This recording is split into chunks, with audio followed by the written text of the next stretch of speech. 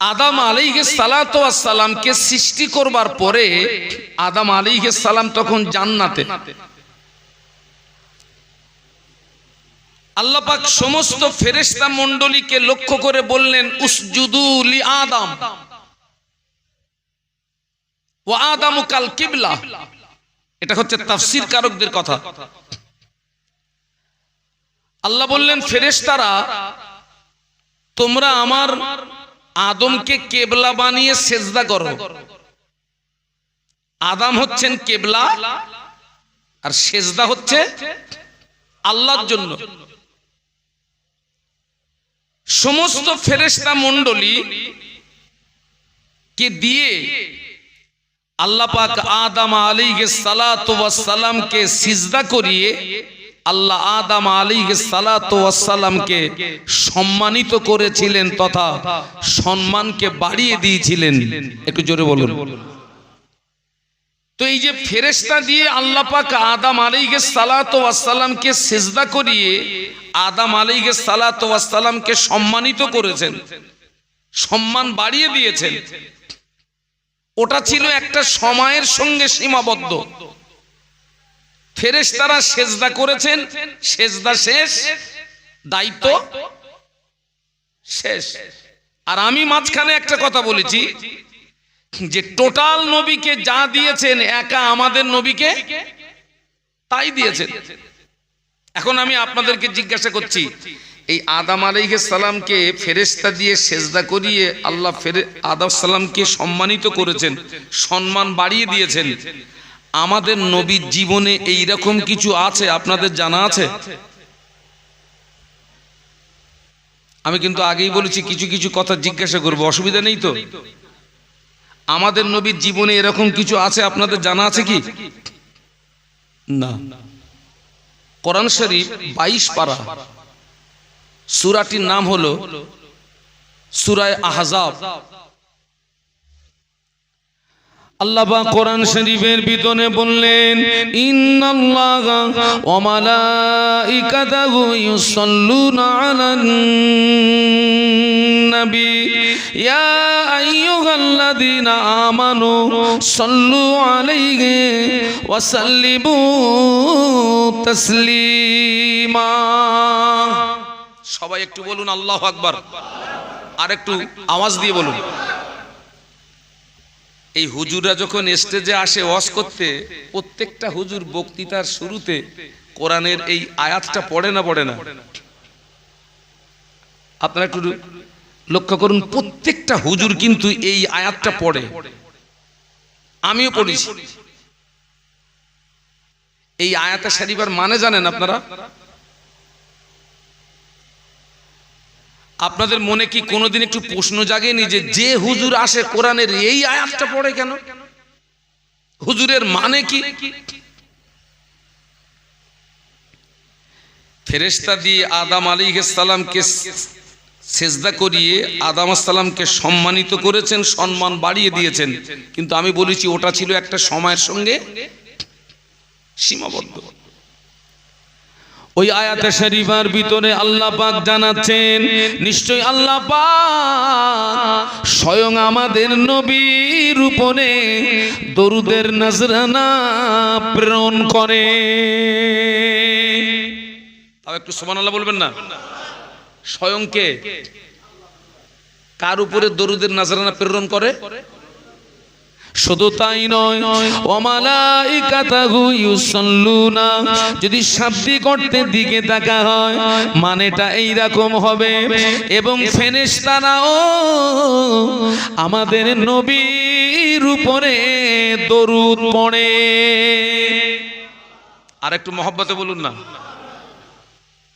আল্লাহ আমাদের নবীর উপরে দরুদের নজরানা প্রেরণ করেন, আর ফেরেশতারা আমাদের নবীর উপরে দরুদ পড়ে।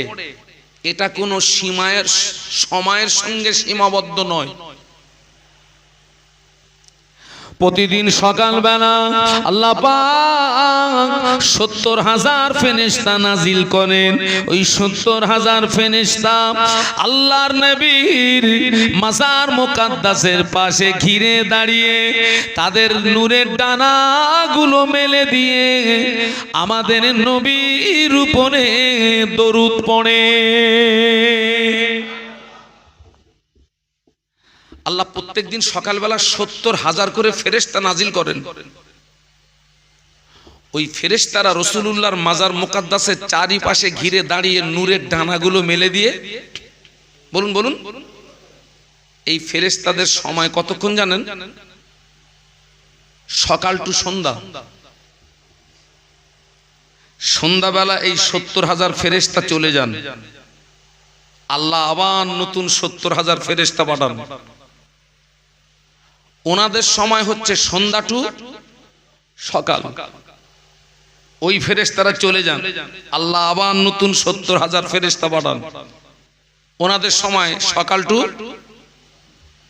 এইভাবে করে ফেরেশতা যতদিন থাকবে ততদিন আমাদের নবীর উপরে দরুদ পড়তেই থাকবে। আর একটু মহব্বতে বলুন, ফেরেশতা যতদিন থাকবে ততদিন আমাদের নবীর উপরে দরুদ পড়তেই থাকবে। এবারে অঙ্ক বলুন, ফেরেশতা দিয়ে আদম নবীকে সাজদা করিয়ে আদম নবীকে সম্মানিত করেছিলেন, কিন্তু সেটি ছিল একটা সময়ের সঙ্গে, সময়ের ভিতরে সীমাবদ্ধ। আল্লাহ আমাদের নবীর উপরে দরুদের নজরানা প্রেরণ করেন, ফেরেশতারা আমাদের নবীর উপরে দরুদ পড়ে, এটা কোনো সময়ের সঙ্গে সীমাবদ্ধ নয়। ফেরেশতা যতদিন থাকবে ততদিন আমাদের নবীর উপরে দরুদ পড়তেই থাকবে। তার মানে অঙ্ক কষে দেখা গেল আদম আলাইহিস সালামের তুলনায় আমাদের নবীর সম্মান অনেক অনেক গুণে বেশি। একটু জোরে বলুন, আরো মহব্বতে বলুন। এখানে হজ করেছেন এরকম মানুষ কেউ আছেন? আলহামদুলিল্লাহ, দুজন আছেন। ওমরা করেছেন কেউ আছেন? আরো দুজন বেড়ে গেছে। আপনি হজও করেছেন, ওমরাও করেছেন। ওমরা আলহামদুলিল্লাহ। আপনাদের আব্বা আম্মার দোয়া, আল্লাহ তোমাকে 3 বার নিয়ে গেছেন।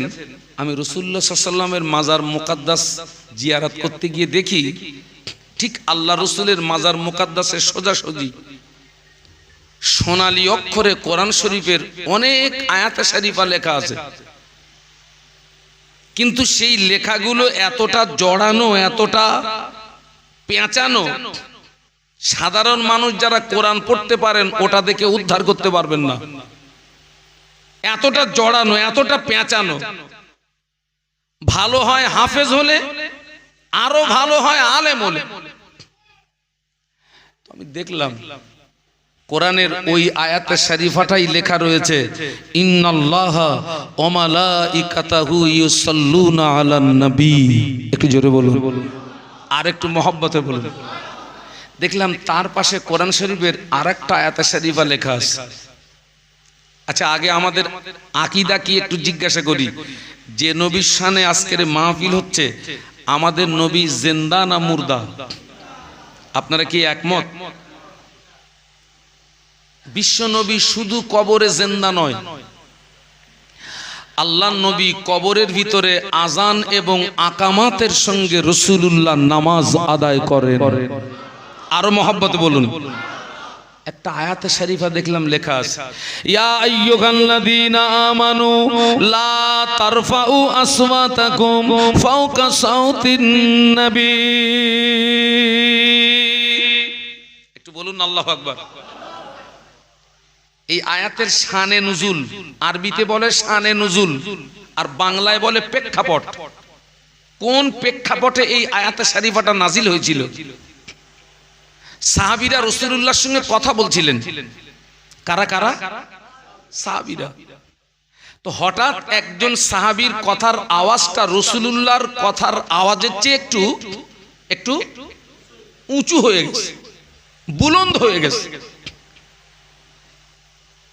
আর নবীর কথার উপরে সাহাবীর কথার আওয়াজ বুলন্দ হয়ে গেছে, মানে এটা নবীর শানে কি বেয়াদবি। এতটুকু বেয়াদবি আল্লাহ বরদাস্ত করেননি, সঙ্গে সঙ্গে কোরআন নাজিল করলেন, ইয়া আইয়ুহাল্লাযীনা আমানু, হে বিশ্বের ঈমানদার সম্প্রদায়, লা তারফাউ আসওয়াতাকুম ফাওকা সাউতিন নবী, খবরদার তোদের কথার আওয়াজ আমার হাবিবের আওয়াজের উপরে যেন উঁচু না হয়, তোদের কথার আওয়াজ আমার হাবিবের আওয়াজের উপরে যেন বুলন্দ না হয়। যদি হয়ে যায় আনতাবাতা আমালুকুম, আমি আল্লাহ পাক তোদের জীবনের আমলগুলো বরবাদ করে দেব। ও আনতুম লা তাশউরুন, আমি আল্লাহ তোদের জীবনের আমল কি করে বরবাদ করব কিছুই বুঝতে পারবি না। এই আয়াতে শরীফা রাসূলুল্লাহর মাজার মুকাদ্দাসে সোজাসুজি লেখা। আমার মনে প্রশ্ন জাগলো, আল্লাহ কোরআন নাজিল হয়েছে তো বহু বছর আগে, আল্লাহ ওই আয়াতে শরীফা কেন এখানে লেখা? ওই আয়াতে শরীফার দ্বারা আল্লাহ পাক তার হাজী বান্দাদের, উমরাকারী বান্দাদের সম্বোধন করে বলেন, ও আমার হাজী বান্দারা, ও আমার উমরাকারী বান্দারা, তোরা যেন আমার নবীর মাজার মুকাদ্দাসের পাশে দাঁড়িয়ে উঁচু আওয়াজে কথা বলবি না, কেননা আমি আল্লাহ পাক জানিয়ে দিলাম আমার হাবিব কবরের ভিতরে জিন্দা। একটু মহব্বতে বলুন না। কত হাজী সাহেব মদিনা শরীফে গিয়ে বিয়াদবি করে, কি বাবা করে না? করে না?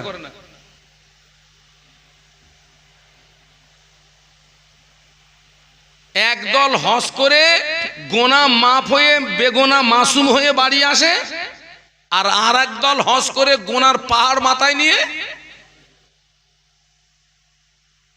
কথাটা উল্টো লাগলো নাকি? একদল হজ করে বেগোনা মাসুম হয়ে বাড়ি আসে, আর আর একদল গোনার পাহাড় নিয়ে বাড়ি আসে। মক্কা শরীফ মদিনা শরীফের আদব আছে না নেই? নবীর মাজার মুকাদ্দাসের পাশে দাঁড়িয়ে উঁচু আওয়াজে কথা বলা যাবে না। রাসূলুল্লাহর মাজার মুকাদ্দাসের পাশে দাঁড়িয়ে কোনো বেয়াদবি করা যাবে না। এই জানারা গিয়েছেন সাক্ষী নেন, মোবাইলে ফটো তুলে সয়লাভ করে দিচ্ছে। সত্য বলছি না মিথ্যা বলছি? রাসূলুল্লাহর মাজার মুকাদ্দাসের পাশে দাঁড়িয়ে, কাবার পাশে দাঁড়িয়ে স্বামী স্ত্রী সেলফি তুলতেছে। স্বামী স্ত্রী হজে গিয়েছে, কাবার পাশে ঘাড়ে হাত দিয়ে স্বামী স্ত্রী সেলফি তুলে ছেলের কাছে পাঠাচ্ছে, মেয়ের কাছে পাঠাচ্ছে, বৌমার কাছে পাঠাচ্ছে, তোর বাপ আর মা কি কামাই ধুনতেছে দেখ।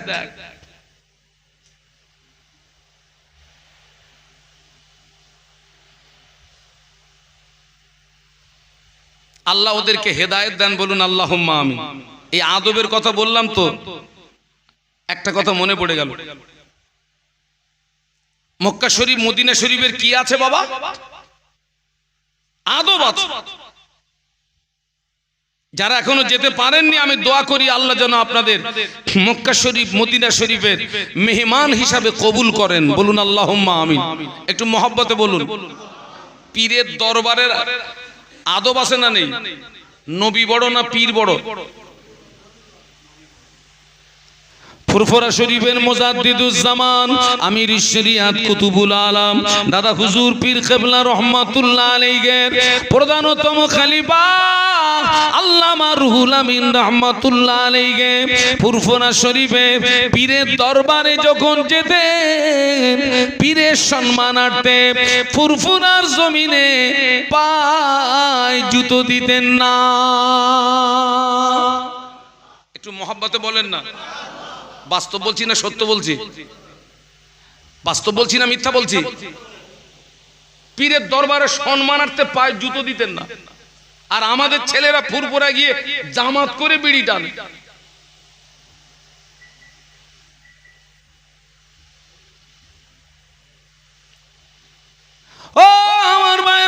আল্লামা রুহুল আমিন রাহমাতুল্লাহ আলাইহি পীরের সম্মানার্থে ফুরফুরার জমিনে পায়ে জুতো দিতেন না। মুজাদ্দিদুজ্জামান বসিরহাটে বড় মাওলানাকে দেখলে বসে থাকতেন না, অমনি দাঁড়িয়ে যেতেন। আল্লামা হুজুর জিজ্ঞাসা করেছিলেন, হুজুর আপনি আমার পীর, আপনি আমার মুর্শিদ, হুজুর আপনি আমাকে দেখে দাঁড়ান কেন? আমার লজ্জা হয়, শরম হয়। মুজাদ্দিদুজ্জামান বলেছিলেন, ও বাবা বড় মাওলানা, আমি তোমাকে দেখে সম্মান করি না বাবা, তোমাকে দেখে তাজিম করি না বাবা। আল্লাহ পাক তোমার সিনায় যে ইলম দিয়েছে, আমি আবু বকর ওই ইলমের তাজিমে দাঁড়িয়ে যাই। আর একটু মহব্বতে বলুন। মাযহাব কটা? কি কি?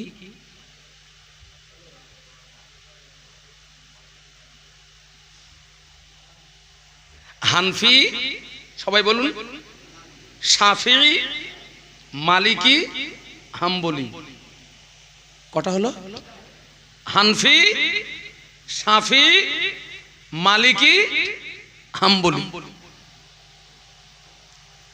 আমরা হচ্ছি হানফি মযহাবের মানুষ, তাই না বাবা? এই হানফি মযহাবের ব্যারিস্টার কে? ইমামে আজম আবু হানিফা রাহমাতুল্লাহ আলাইহি। মালিকি মযহাবের ব্যারিস্টার হচ্ছেন ইমাম মালিক রাহমাতুল্লাহ আলাইহি। কোন ইমাম বলেছি? ইমাম মালিক। চার ইমামের এক ইমাম। চারটে মযহাব সত্য এবং চারটে মযহাবের চারটে ইমামও সত্য, তবে অনুসরণ করতে হবে কজনকে? একজনকে। এটা যেন মাথায় থাকে। চারটে মযহাব সত্য, চারটে ইমামও, কিন্তু অনুসরণ করতে হবে একটাকে। আমাদের সমাজে দেখেছি বাবা, আমরা তো বক্তা মানুষ, কথায় কথা বেড়ে যায়। সারা জীবন দেখলাম নাভির নিচে হাত বেঁধে নামাজ পড়েছে, এখন তাদেরকেই দেখতেছি বলতেছে হুজুর এই জায়গাটা গরম হয়ে গেছে, বুকে তুললাম। আছে না নেই? আবার ওরা বলছে হুজুর বুক গরম হয়ে গেছে, এবারে কোথায় তুলবি? তো বলতেছে এবারে মাথায় বাঁধবো। সারা জীবন দেখলাম ফরজ নামাজের পরে সম্মিলিত দোয়া হয় না, হয় না? একটু কথা বলেন না। ইমাম দোয়া করে আর আমরা পিছনে বসে কি বলি? আল্লাহুম্মা। বাংলা মানে কি? আল্লাহ তুমি কবুল করো। ইমাম যা বলছে আল্লাহ তুমি। ও আল্লাহ, সারা জীবন যাদের দেখলাম দোয়া করতে, এখন দেখছি ইমাম দোয়া করতেছে চুপ করে বসে রয়েছে। বাস্তব না অবাস্তব? চার ইমামের এক ইমাম ইমাম মালিক রাহমাতুল্লাহ আলাইহি যতদিন মক্কা মদিনার জমিনে ছিলেন, হুজুর মক্কা মদিনার জমিনে পায়ে জুতো দিতেন না। সুবহানাল্লাহ বলতে পারলেন না?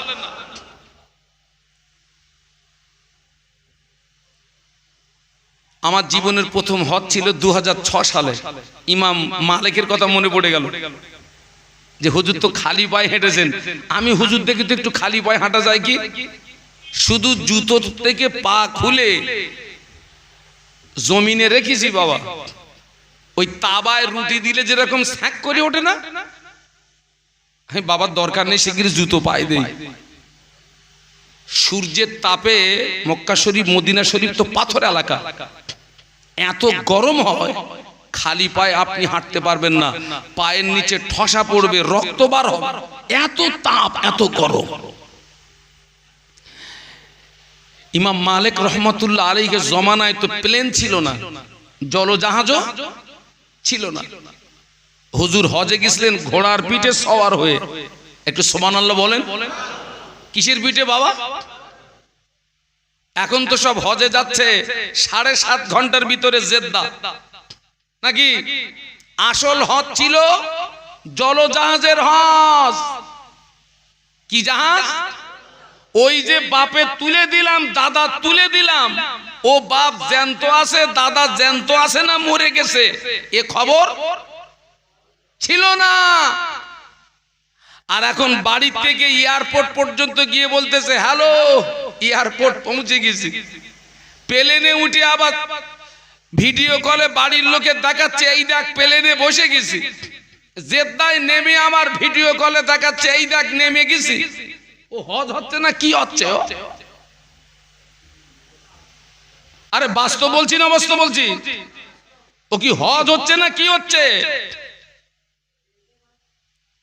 ইমাম মালিক রাহমাতুল্লাহ আলাইহি ঘোড়ার পিঠে হুজুর সওয়ার হয়ে হজ পাকে গেলেন।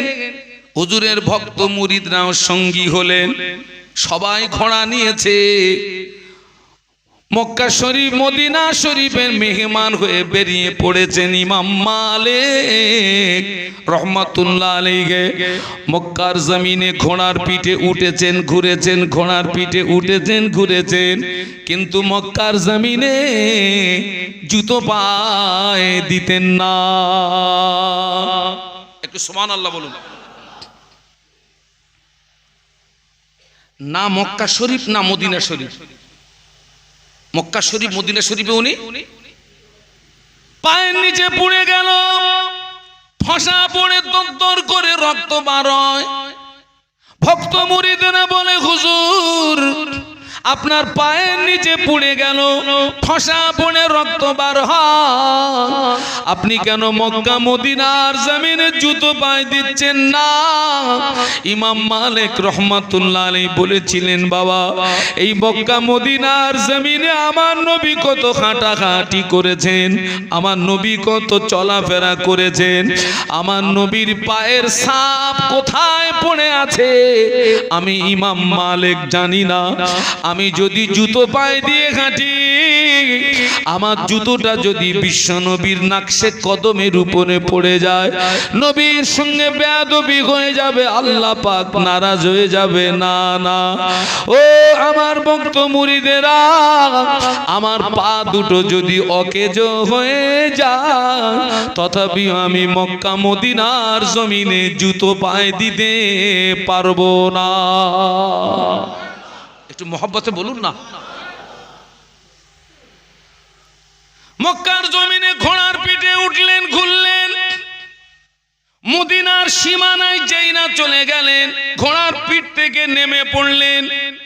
মক্কা শরীফে পায়ে জুতো দেননি, কিন্তু ঘোড়ার পিঠে উঠেছেন ঘুরেছেন।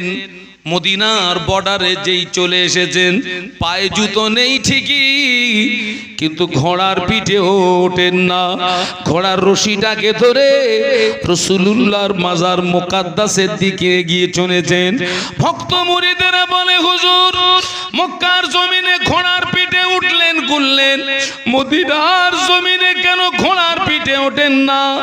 ইমাম মালিক বলেছিলেন বাবা এই মদিনার জমিনে আমার নবীর রওজা মুবারক, এই মদিনার জমিনে আমার নবীর মাজার মুকাদ্দাস। আমি যদি ঘোড়াটাকে মদিনার জমিনে ছুটিয়ে দিই, ঘোড়ার পায়ের আঘাতে মদিনার ধুলি বালিগুলো উঠতে শুরু করবে। এই মদিনার জমিনে আমার নবীর রওজা মুবারক, এই মদিনার জমিনে আমার নবীর মাজার মুকাদ্দাস। ঘোড়ার পায়ের ধুলি কণা একটা উড়ে যদি নবীর মাজার পর্যন্ত পৌঁছে যায়, নবীর সঙ্গে বেয়াদবি হয়ে যাবে। না না না, যে মদিনার জমিনে নবীর রওজা মোবারক, ওই মদিনার জমিনে ইমাম মালিক ঘোড়ার পিঠে উঠতে পারবে না। একটু মহব্বতে বলেন না।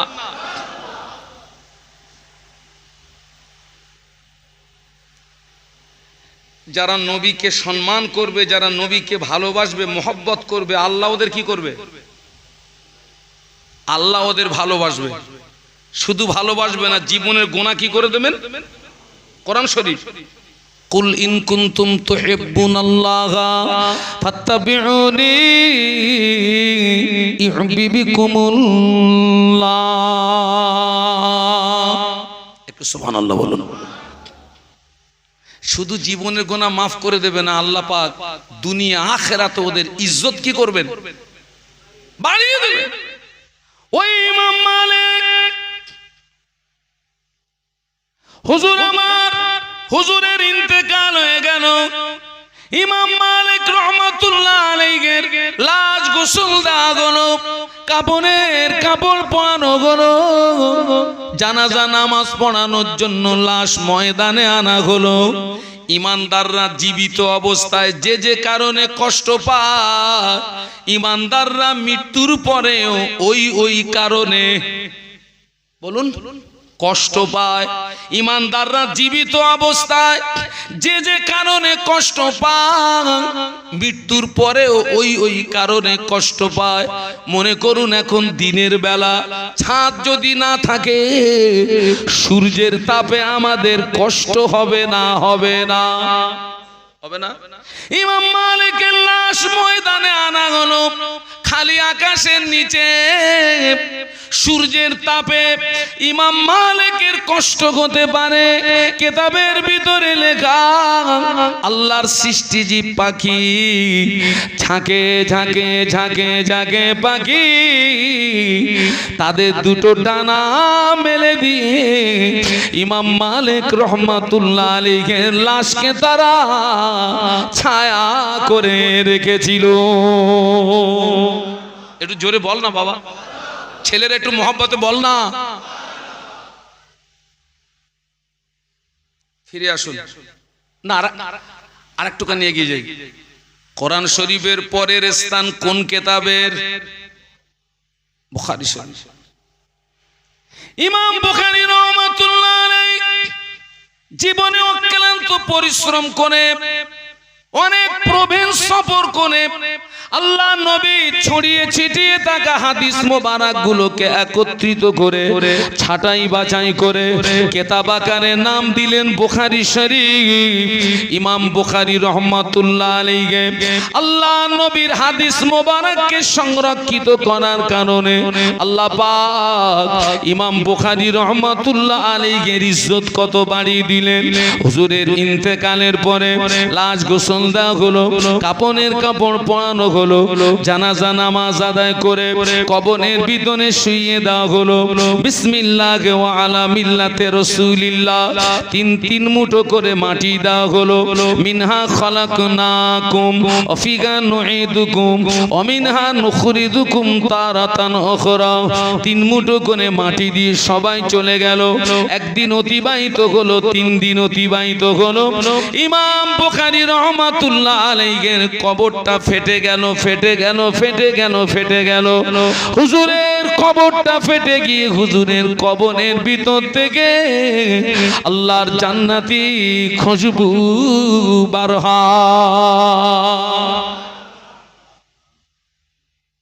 কবরের ভিতর থেকে কি আসছে একটু জোরে বলুন। শাহানুর যদি মরে যায়, লাশ যদি এই খড়মপুরে দাফন করা হয়, আর 3 দিন পরে যদি কবর ফাটে, আশেপাশে যে কটা বাড়ি আছে থাকবে না মালকাসা মারবে? আরে থাকবে না পালাবে কেন? গন্ধ। ইমাম বুখারী রহমাতুল্লাহ আলাইহির কবরের ভিতর থেকে আল্লাহ জান্নাতি খুশবু বার হচ্ছে। আশেপাশে যত বাড়ি ছিল তারা সব ওই খুশবুতে দেওয়ানা হয়ে গেছে, পাগল হয়ে গেছে। কিতাবে এসেছে হুজুরের কবরের মাটিগুলো তারা তুলে নিয়ে যেতে লাগলো বারকাতান হিসাবে। কিছু সংখ্যক মানুষ হুজুরের লাশকে সংরক্ষিত করলেন। কিতাবের ভিতরে লেখা, ইমাম বুখারী রহমাতুল্লাহ আলাইহি আল্লাহ নবীর হাদিস মোবারককে সংরক্ষিত করার কারণে আল্লাহ পাক ইমাম বুখারী রহমাতুল্লাহ আলাইহির উপরে খুশি হয়ে আল্লাহ পাক হুজুরের কবরটা জান্নাতের নূর দিয়ে গুলজার করে দিয়েছে।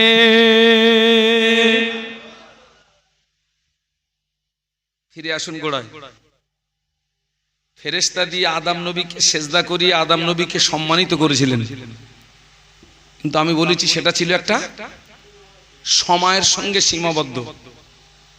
আর আল্লাহ স্বয়ং আমাদের নবীর উপরে দরুদের নজরানা প্রেরণ করে, ফেরেশতারা নবীর প্রতি দরুদ পড়ে, এটা কোনো সময়ের সঙ্গে সীমাবদ্ধ নয়। অঙ্ক কষে দেখা গেল আদম নবীর চেয়ে আমাদের নবীর আরেকটু এগিয়ে চলুন।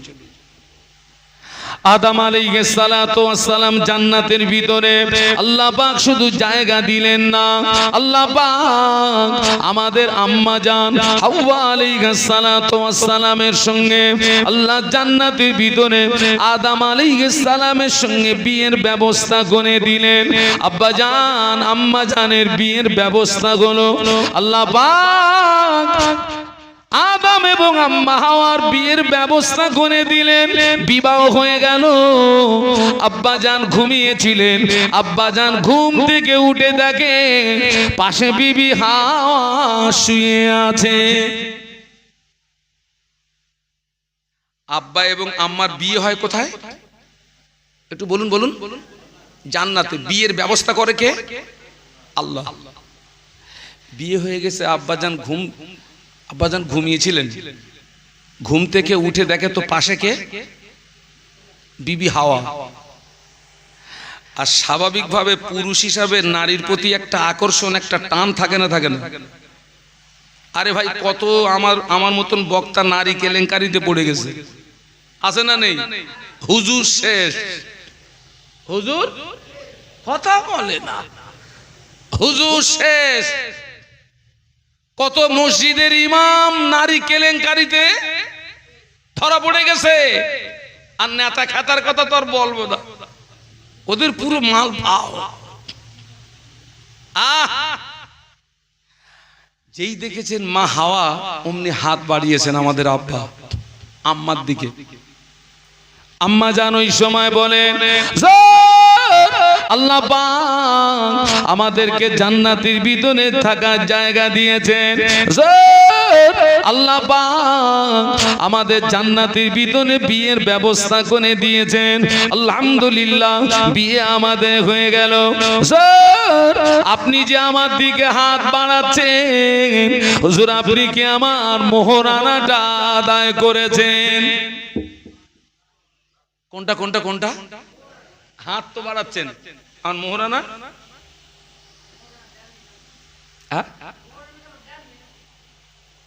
না দেননি। আচ্ছা ভাই, অনেক জানাজায় দেখেছি ইমাম সাহেব তখন জানাজার নিয়ত বলতেছে, আর ওদিক দিয়ে পিছন দিক দিয়ে দুজন ছুটতেছে, হুজুর দাঁড়ান, হুজুর দাঁড়ান। তার মানে কি হয়েছে বলেন দিন? ওই যার জানাজা হচ্ছে ওরা কেন? আর এরকম হয় না, হয় না? ওই আসামি যদি মাহফিলে কেউ থাকে, আমি তাকে সৎ পরামর্শ দিচ্ছি, এখনো হায়াতে আছেন, আজকের রাত্রে আপনার স্ত্রীর ঋণটা পরিশোধ করুন।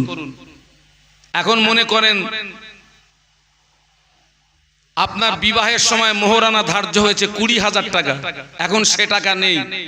আপনার স্ত্রীকে 100 টাকা দিয়ে যদি আপনার স্ত্রী হাসি মুখে যদি আপনার ঋণ পরিশোধ করে দেয়, আল্লাহর দরবারে ছাড় পেয়ে যাবে। আর যদি পরিশোধ না করেন, কিয়ামতের ময়দানে আপনি পাকড়াও হয়ে যাবে। আর যে সমস্ত যুবকদের বিয়ে হয়নি, ভাই আপনার বিয়ে হয়ে গেছে?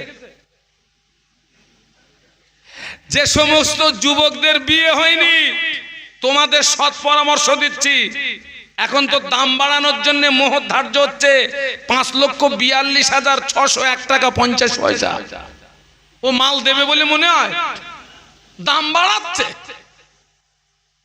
সবচেয়ে শরীয়তের নিম্ন সংখ্যা যেটা, ওটাই মোহর ধার্য করো। বিবাহের মজলিসে তোমার বিবির ঋণ পরিশোধ করো, তবে বাড়ি গিয়ে তোমার বিবিকে টাচ করো। তার আগে টাচ করবি তো মরবি। আম্মাজান বলছে, হুজুর হাত তো বাড়াচ্ছেন, মোহরানা? আব্বার কাছে টাকা আছে, সোনা আছে, রূপো আছে, জান্নাতে যা কিছু নাজ নেয়ামত, একটারও মালিক আব্বা আদম না। আমি আল্লামা হুজুরের কিতাব থেকে বলছি, আমি যে ওয়াজ করছি আল্লামা হুজুরের কিতাব থেকে করছি।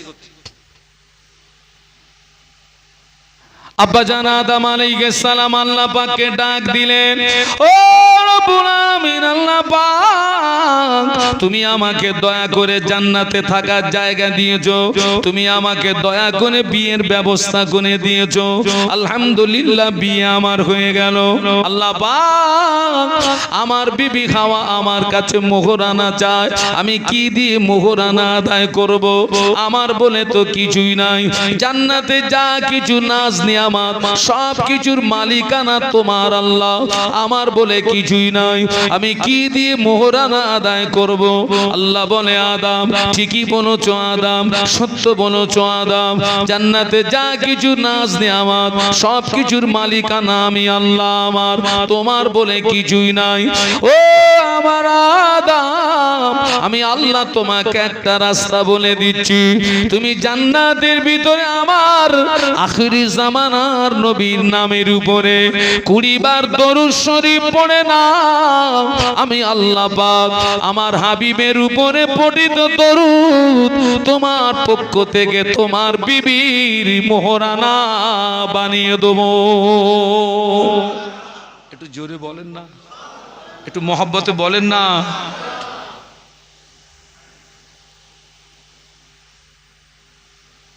ফেরেশতা দিয়ে আদম নবীকে সাজদা করিয়ে আদম নবীকে আল্লাহ সম্মানিত করেছেন, সম্মান বাড়িয়ে দিয়েছেন। আর সেই আদম নবী জান্নাতে আমাদের নবীর উপরে দরুদ শরীফ পড়তেছে। সম্মান বেশি কার? চলুন আগিয়ে যাই। আচ্ছা, আপনাদের মক্কা শরীফ মদিনা শরীফে যেতে মন চায় না? চায় না? চলেন তো একটু ফ্রি পয়সায় ঘুরে আসি। দরুদ শরীফ আল্লাহুম্মা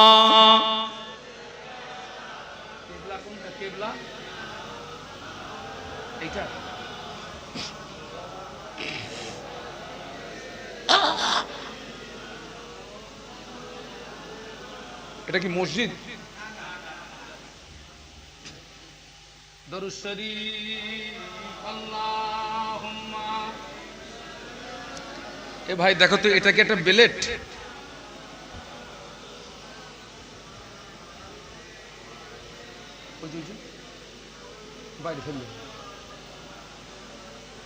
আপনাদের কষ্ট হচ্ছে নাকি? এতগুলো মানুষ একটু জোরে জোরে পড়েন। আল্লাহুম্মা সাল্লি আলা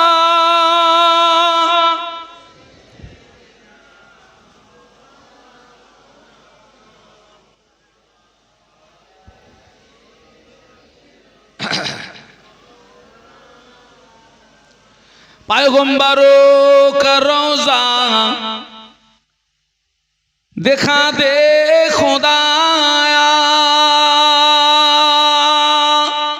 दरे मुद्दत से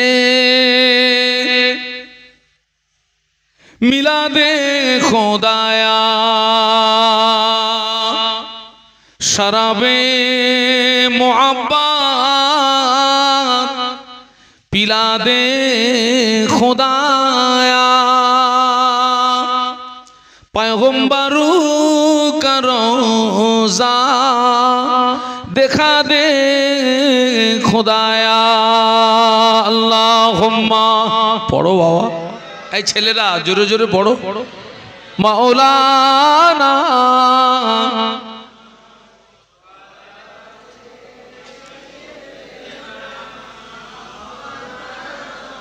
মাশাআল্লাহ, একটু কলেমার জিকির লা ইলাহা ইল্লাল্লাহ।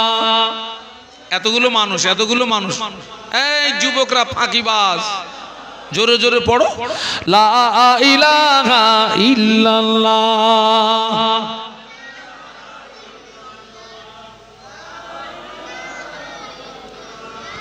মুহাম্মাদুর রাসূলুল্লাহ। আল্লাহুম্মা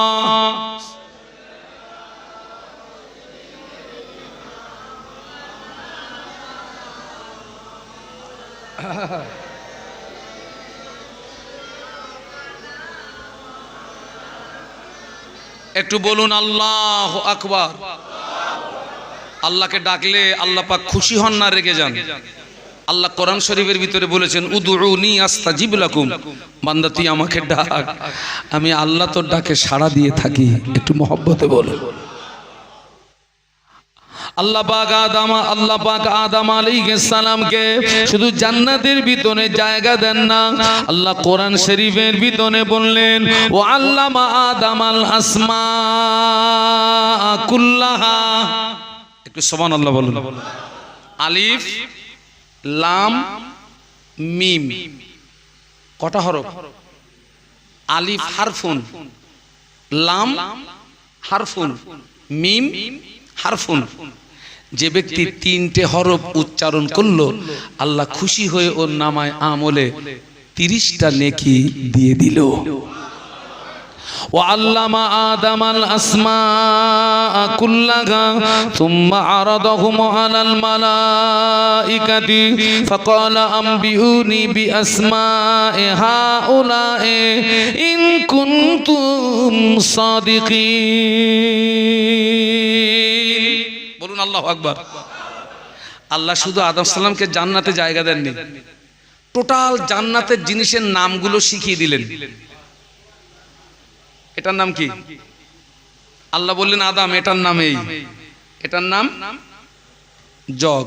আল্লাহ বললেন আল্লাহ আদম এটার নাম এই, আর তার পাশে যেটা আছে গ্লাস। আল্লাহ বললেন আদম এটার নাম এই। আরে ভাই জান্নাতে তো আর চিলিপচি জগটগ নেই, আমি উদাহরণ দিচ্ছি।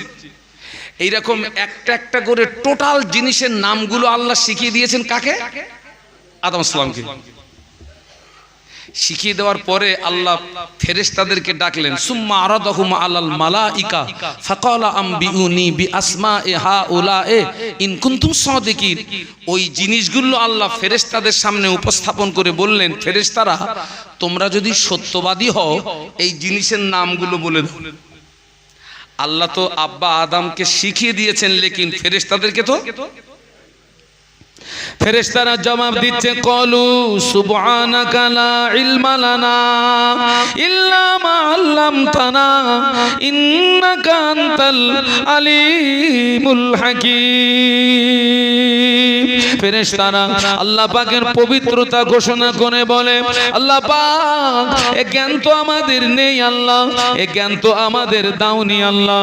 ফেরেশতারা যখন জবাব দিতে অসমর্থ হয়ে গেল, আদম আলাইহিস সালামকে আল্লাহ ডেকে ওই জিনিসগুলো উপস্থাপন করে বললেন, আদম এই জিনিসের নামগুলো কি তুমি বলতে পারো? আদম আলাইহিস সালাম টপ টপ করে জিনিসের নামগুলো বলে দিলেন। তার মানে আল্লাহ ফেরেশতাদের সামনে আদম আলাইহিস সালামকে দিয়ে জান্নাতের জিনিসের নামগুলোকে বলিয়ে নিয়ে আমার আল্লাহ পাক আদম নবীর ইজ্জত বাড়িয়ে দিয়েছেন, আদম নবীর সম্মান বাড়িয়ে দিয়েছেন। তার মানে আল্লাহ আদম নবীকে জান্নাতের জিনিসের জ্ঞান দিয়েছেন। আর আল্লাহ কোরআন শরীফ 27 পারা সূরা রহমানের ভিতরে বলছেন, আর রহমান আল্লামাল কুরআন খালাকাল ইনসানা আল্লামাহুল বায়ান। আমি সবের ভিতর থেকে একটা কথা নেব, আল্লামাল আর রহমান আল্লামাল কুরআন। আমাদের নবীর উপরে আমার আল্লাহ দয়া পরবশ হয়ে আমার আল্লাহ গোটা 30 পারা কোরআন আমাদের নবীকে পড়িয়ে দিয়েছে। একটু মহব্বতে বলেন না, ওয়াজ বুঝতে পারতেছেন তো নাকি? আদম আলাইহিস সালামকে দিয়েছেন কিসের জ্ঞান? জান্নাতের জিনিসের জ্ঞান। আর আল্লাহ আমাদের নবীর উপরে দয়া পরবশ হয়ে গোটা 30 পারা কোরআন আল্লাহ পড়িয়ে দিয়েছেন। বলুন সুবহানাল্লাহ। জান্নাতের জিনিসের জ্ঞানের তুলনায় কোরআন পড়িয়ে দেওয়ার মর্যাদা একটু সুবহানাল্লাহ বলা যাবে? ও আমার ভাইরা, মুসা নবী কবরে, মুসা নবীর যে মুজিজাও কবরে, দাউদ নবী কবরে, আল্লাহ দাউদ নবীকে যে যে মুজিজা দিয়েছিলেন, মুজিজা ও কবরে। ইব্রাহিম খলিলুল্লাহ কবরে, মুজিজা ও কবরে। আর আমাদের নবীর সম্মান এত বেশি, আমাদের নবী কবরে কবরে কবরে। নবীর জীবনের শ্রেষ্ঠ মুজিজা হলো কোরআন শরীফ, কোরআন শরীফ, কোরআন শরীফ। নবী কবরের ভিতরে মুজিজা দুনিয়ায় আজও আছে, কিয়ামত পর্যন্ত থাকবে। একটু মহব্বতে বলেন না। বিশ্বনবীর শ্রেষ্ঠ মুজিজা কি? কোরআন শরীফ। নবী কবরে, মুজিজা কোথায়?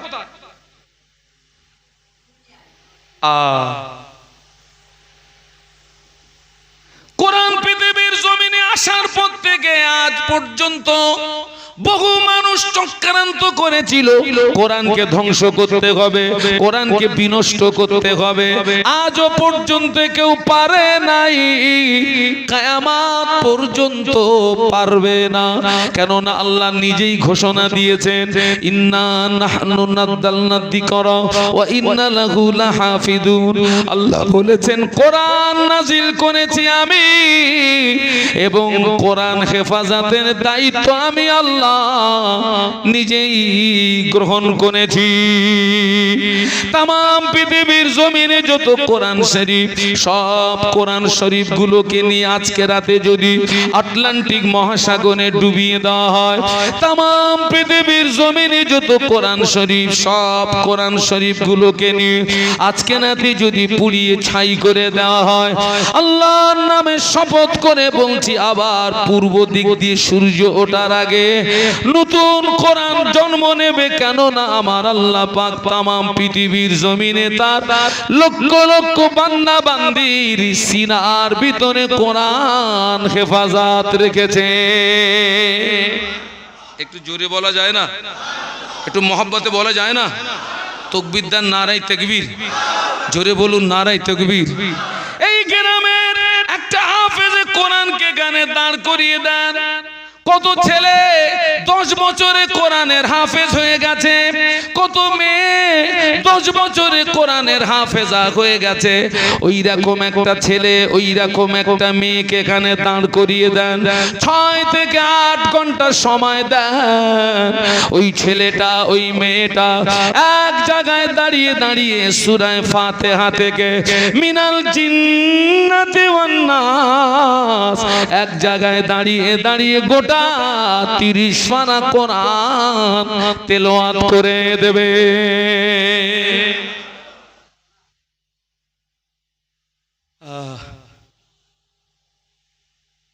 এই কোরআনকে ধ্বংস করার চক্রান্ত করেছিল কারা জানেন? ইহুদিরা। নবীকে মদিনা শরীফ থেকে তুলে আনার চক্রান্ত করেছিল কারা?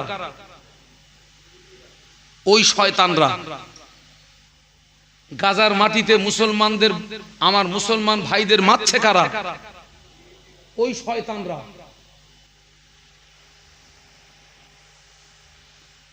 আজকে নবী দিবস উদযাপিত করতে বসছি, সবচেয়ে দুঃখ আর আফসোস, যারা আমার নবীকে মদিনার জমিন থেকে তুলে এনে তামাম পৃথিবীর মুসলমানদের ধোঁকা দিয়ে বোকা বানানোর চেষ্টা করলো, ওরা কি আমাদের বন্ধু না আমাদের দুশমন? যারা কোরআন বিনষ্ট করার চক্রান্ত করলো, ওরা কি আমাদের বন্ধু না আমাদের দুশমন? আজকের দুঃখ আর আফসোস, তাদেরকেই আমরা, বলুন বলুন, তাদেরকে আমরা কি, তাদেরকেই আমরা বন্ধু মানিয়েছি। নবীর আদর্শ আমাদের ভালো লাগে না, নবীর সুন্নাত ভালো লাগে না, নবীর আদর্শ দূরে সরিয়ে দিয়ে, নবীর সুন্নাতকে দূরে সরিয়ে দিয়ে সেই ইহুদি নাসারা খ্রিস্টানদের নোংরা নীতি আমাদের ভিতরে স্থান পেয়েছে না পায়নি? এটাই দুঃখ, এটাই আফসোস। আপনি অবাক হয়ে যাবেন, আপনাদের আব্বা আম্মার দোয়া। আমার তো লোকালিটিতে মাহফিল কম, এই যে নবী দিবসের মাস গেল না, এক এক রাতে এক এক জেলা। আমি তো কম বেশি এই 18 বছর অসুস্থ, কিন্তু এই অসুস্থতার ভিতর দিয়েও আল্লাহ আমাকে বাড়িতে বসিয়ে রাখে না। শত শত কিলোমিটার আমাকে ছুটতে হয়। আমি মাহফিল করলাম আপনার মণিপুর, মুকুটমণিপুর, মাহফিল করলাম রাজস্থান শেখর, মাহফিল করলাম হায়দ্রাবাদ, মাহফিল করলাম আহমেদাবাদ, মাহফিল করলাম মহারাষ্ট্র নাগপুর, বাংলাদেশ। এখনো প্রত্যন্ত গ্রাম্য এলাকার মানুষ আমরা যারা, আল্লাহ আমাদেরকে ভালো রেখেছেন, আলহামদুলিল্লাহ বলুন। আপনি শহরে যান, ফুল নাস্তিক হয়ে গেছে একদম। গানের মাস্টার দিয়ে মেয়েকে গান শেখাচ্ছে, ড্যান্সের মাস্টার দিয়ে মেয়েকে ড্যান্স শেখাচ্ছে। মুসলমান মুসলমান কি মান? মুসলমানের ছাবাল, মুসলমানের কি ছেলে না ছাবাল। গানের মাস্টার দিয়ে মেয়েকে গান শেখাচ্ছে, ড্যান্সের মাস্টার দিয়ে মেয়েকে ড্যান্স শেখাচ্ছে। ওরে শয়তান, পুরো নাস্তিক হয়ে গেছে। মসজিদের ইমাম সাহেবের কাছ থেকে মেয়েকে একটু কোরআন শেখাবে, ছেলেকে একটু কোরআন শেখাবে, মাসে 50 টাকা করে দিতে হয়। কত বাবা? একটু সবাই মিলে বলেন।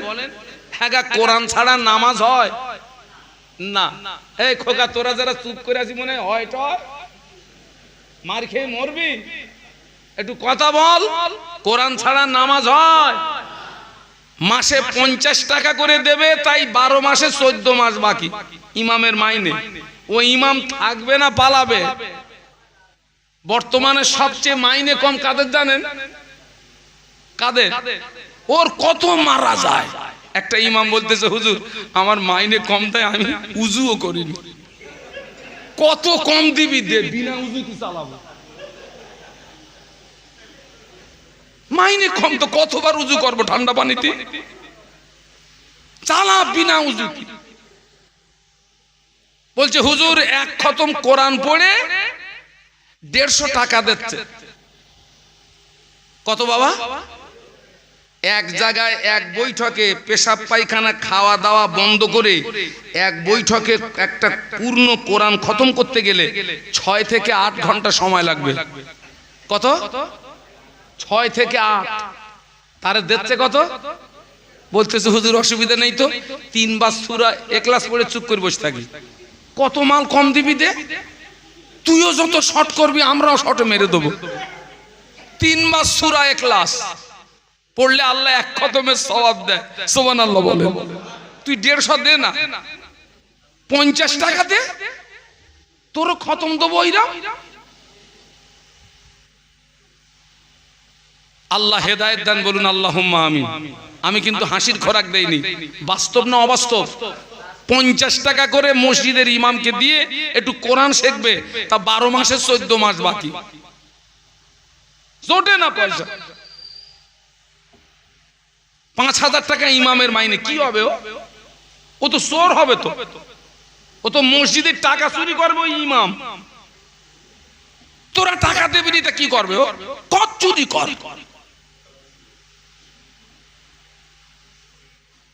আল্লাহ পাক আমাদেরকে হেদায়েত দান বলুন আল্লাহুম্মা আমিন। ইমামদের মাইনে দেবেন, ইমামের সম্মান অনেক সম্মান, আর ইমামের ডিউটি সবচেয়ে হালকা না কঠিন? পেশাব করতে গেলে ঘড়ি দেখে যেতে হবে, নইলে টাইম মতো না আসলে যে পেশাব করে পানি লায় না ও ইমামের উপরে হাত তুলবে। দায়িত্ব পালন করতে পারো না, তা নেছো কেন? পেশাব করতে গেলে ঘড়ি দেখে যেতে ইমামকে। আমি এখানে আপনারা মনে করবেন না যে আমি ইমামের দালালি করছি, না, যেটা বাস্তব সেইটা বলছি। সবচেয়ে ইমামদের মাইনে কম।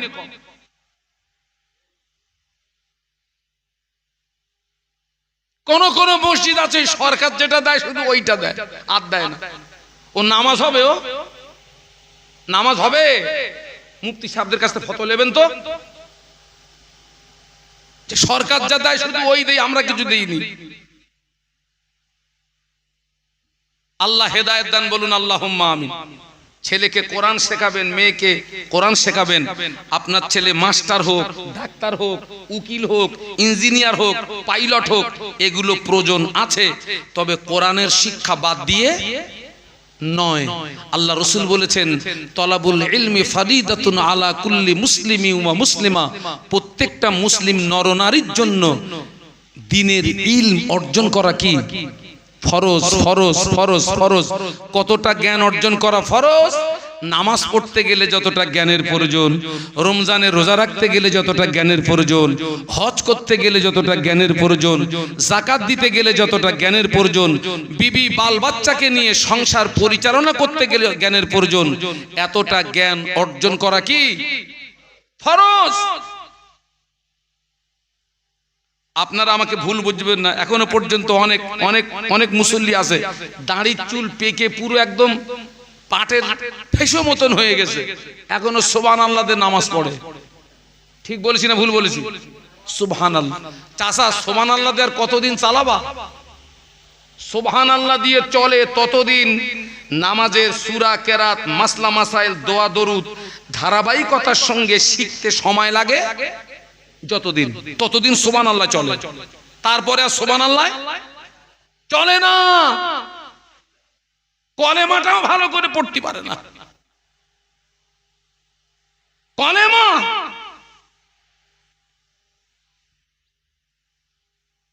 আদম আলাইহিস সালামকে দিয়েছিলেন জান্নাতের জিনিসের জ্ঞান। আল্লাহ আমাদের নবীর উপরে দয়া পরবশ হয়ে গোটা 30 পারা কোরআন আল্লাহ আমাদের নবীকে পড়িয়ে দিয়েছিলেন। একটু জোরে বলুন, আর একটু মহব্বতে বলুন। টোটাল নবীকে যা দিয়েছেন, একা আমাদের নবীকে। আচ্ছা, কোন নবীর ওসিলায় জমজমের পানি? আমাদের নবীর জমজম দেখান তো। আর জমজম না দেখালে কিন্তু উঠতে দেবো না। বলো না, ওটা না। ইসমাইল নবীর যেরকম জমজমের পানি, আমাদের নবীর জমজম দেখান। কওসার না। ইসমাইল আলাইহিস সালামের আব্বার নাম কি? ওইভাবে বললেন, বলুন হযরত ইব্রাহিম আলাইহিস সালাম কিংবা খলিলুল্লাহ। এখানে আরো একটা জিনিস দেখুন, বাপ ও নবী, ছেলেও। একটু আস্তে করে সুবহানাল্লাহ বলা যাবে? ইব্রাহিম খলিলুল্লাহ, আল্লাহর নবী। বেটা ইসমাইল আলাইহিস সালাম আল্লাহর নবী। ইয়াকুব আলাইহিস সালাম আল্লাহর নবী। বেটা ইউসুফ আলাইহিস সালাম আল্লাহর নবী। বাপ ও নবী, ছেলেও নবী। ফুরফুরা শরীফের মুজাদ্দিদুজ্জামান আল্লাহর ওলি, তানার 5 কলিজার টুকরা, তানারাও আল্লাহর ওলি। বাপ নবী, ছেলে নবী, বাপ ওলি, ছেলে ওলি, কত সুন্দর মিল। আর আমাদের সমাজ দেখেন, বাপও মাতাল, ছেলেও মাতাল। আছে না নেই? একটু জোরে বলেন। কত সুন্দর মিল দেখে, বাপও মাতাল, ছেলেও। বাপ নামাজ পড়ে না, ছেলে নামাজ পড়ে না। বাপ ঝাড়াপাটি, ছেলে ডবল ঝাড়াপাটি।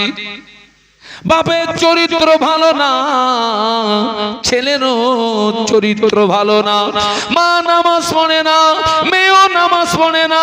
মা পর্দা করে না, মেয়েও পর্দা করে না। মায়ের চরিত্র ভালো না, মেয়েরও চরিত্র ভালো না। আগে আল্লাহর ওলি হতো, এখন আর ওলি হচ্ছে। পেট খারাপ হয়ে গেছে না? এই খোকা, ওই ইট তৈরি হয় কোথায়? ভাটায় না? বানায় কিসে ইট? ফার্মে। আচ্ছা, ফার্ম যদি এইরাম হয়, ইট এইরাম হবে? ও যদি বেঁকা হয়, ইটও কি হবে? তো অধিকাংশ মায়ের পেট বেঁকে গেছে। ওই জন্য আর ভালো জিনিস, সোজা জিনিস আর পেট খারাপ হয়ে গেছে।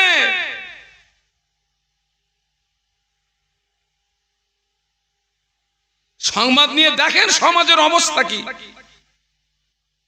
আল্লাহ হেদায়েত দেন, বলুন আল্লাহুম্মা আমিন, বলুন আল্লাহুম্মা আমিন। আল্লাহ পৃথিবীর জমিনে যাকে বন্ধু হিসাবে গ্রহণ করেছেন তার আগে তার থেকে পরীক্ষা নিয়েছেন, নিয়ে দেখেছেন এই ব্যক্তি আমার বন্ধু হওয়ার যোগ্য ব্যক্তি কিনা।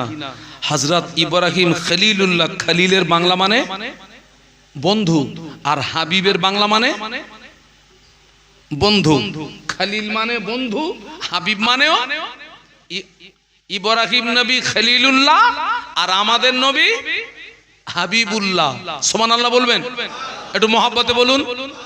এই খলিল আর হাবিবের ভিতরে পার্থক্য কি? খলিল আর হাবিবের ভিতরে, খলিল হচ্ছে এমন কিছু নাই যা তার রবের জন্য করতে পারেন না। যেমন আল্লাহর পয়গম্বর ইব্রাহিম খলিলুল্লাহ রবকে খুশি করতে গিয়ে স্ত্রীকে এবং নবজাতক শিশুকে মরুভূমিতে রেখে এসেছিলেন। রবকে খুশি করতে গিয়ে আগুনের ভিতরে বলুন থাকতে হয়েছিল। আর হাবিব, রব এমন কিছু নাই যা তার হাবিবের জন্য করতে পারেন না। একটু জোরে বলুন। পুরো উল্টো, হাবিব পুরো খলিলের পুরো উল্টো। আল্লাহ এমন কিছু নাই যা তার হাবিবের জন্য করতে পারেন না। সুবহানাল্লাহ বলুন। কথায় কথা বেড়ে যায়। আমাদের সর্বপ্রথম কেবলা ছিল কোনটা বলুন তো?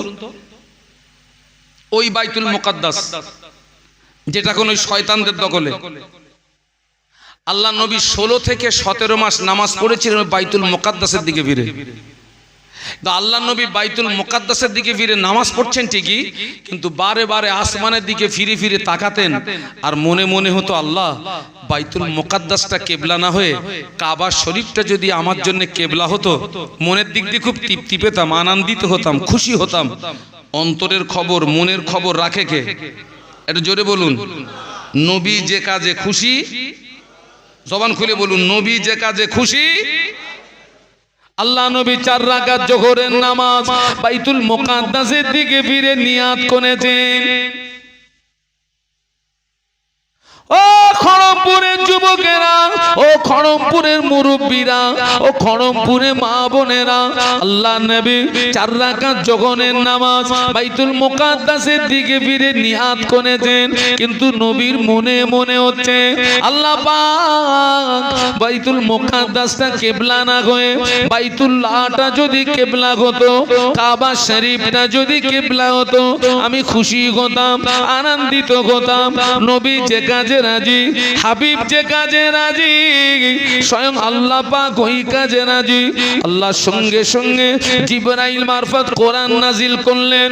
কদ নারা তাকাল্লুবা ওয়াজহিকা ফিস সামাই ফালানুওয়াল্লিয়ান্নাকা কিবলাতান তারদাহা ফাওয়াল্লি ওয়াজহাকা শাতরাল মাসজিদিল হারাম।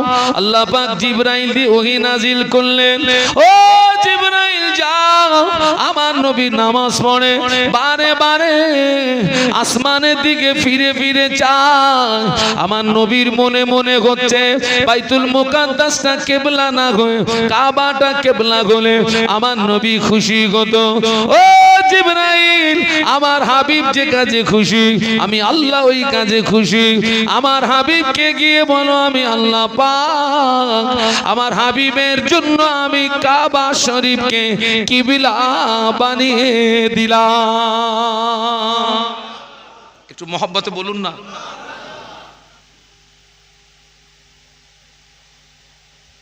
আল্লাহ নবী 2 রাকাত নামাজ পড়েছিলেন বাইতুল মুকাদ্দাসের দিকে ফিরে। নামাজের ভিতরে কোরআন নাজিল হলো। নামাজের ভিতরে রাসূলুল্লাহ চেহারাটাকে ঘুরিয়ে 2 রাকাত নামাজ পড়েছিলেন কাবার দিকে ফিরে। যেখানে কিবলা পরিবর্তন হয়, ওই মসজিদটার নাম হচ্ছে মসজিদে কিবলাতাইন। কি নাম বলেছি? হাবিব যে কাজে খুশি আর আল্লাহ যে কাজে খুশি। ইব্রাহিম খলিলুল্লাহ টোটাল নবী রাসূল, আল্লাহ যে কাজে খুশি তানারা ওই কাজে খুশি, তানারা ওই কাজে রাজি। আর আমাদের নবীর পাওয়ার এত বেশি, আমাদের নবী যে কাজে খুশি স্বয়ং আল্লাহ ওই কাজে খুশি। একটু জোরে বলুন, একটু মহব্বতে বলুন। ইসমাইল নবীর ওসিলায় আমাদের নবী জমজম দেখাতে হবে। আল্লাহ পাক বললেন, ইব্রাহিম তোমার স্ত্রী এবং তোমার নবজাতক শিশুকে নিয়ে, এখন যেখানে কাবা, এই জায়গাটা ছিল মরুভূমি এলাকা, মানব শূন্য এলাকা, যেখানে কোনো মানুষ নেই, কোনো খাদ্য নেই, কিছু নেই, মরুভূমি আর মরুভূমি।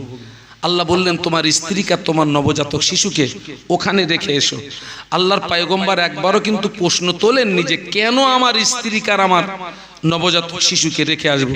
আল্লাহ হুকুম করেছেন, আল্লাহর পয়গম্বর হুকুম মেনে নিয়েছেন।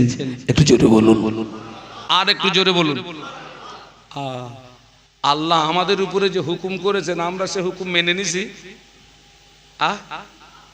না। 5 ওয়াক্ত নামাজ কার হুকুম? সব নারী আর সব পুরুষ পড়ে। বলতেছে হুজুর নামাজ পড়ি আর না পড়ি আমার মন ভালো। ও বলো পাক্কা চিটিংবাজ, বলো নামাজ পড়ি আর না পড়ি। হ্যাঁ তুই নামাজ পড়িস নি, তোর মন ভালো মানে?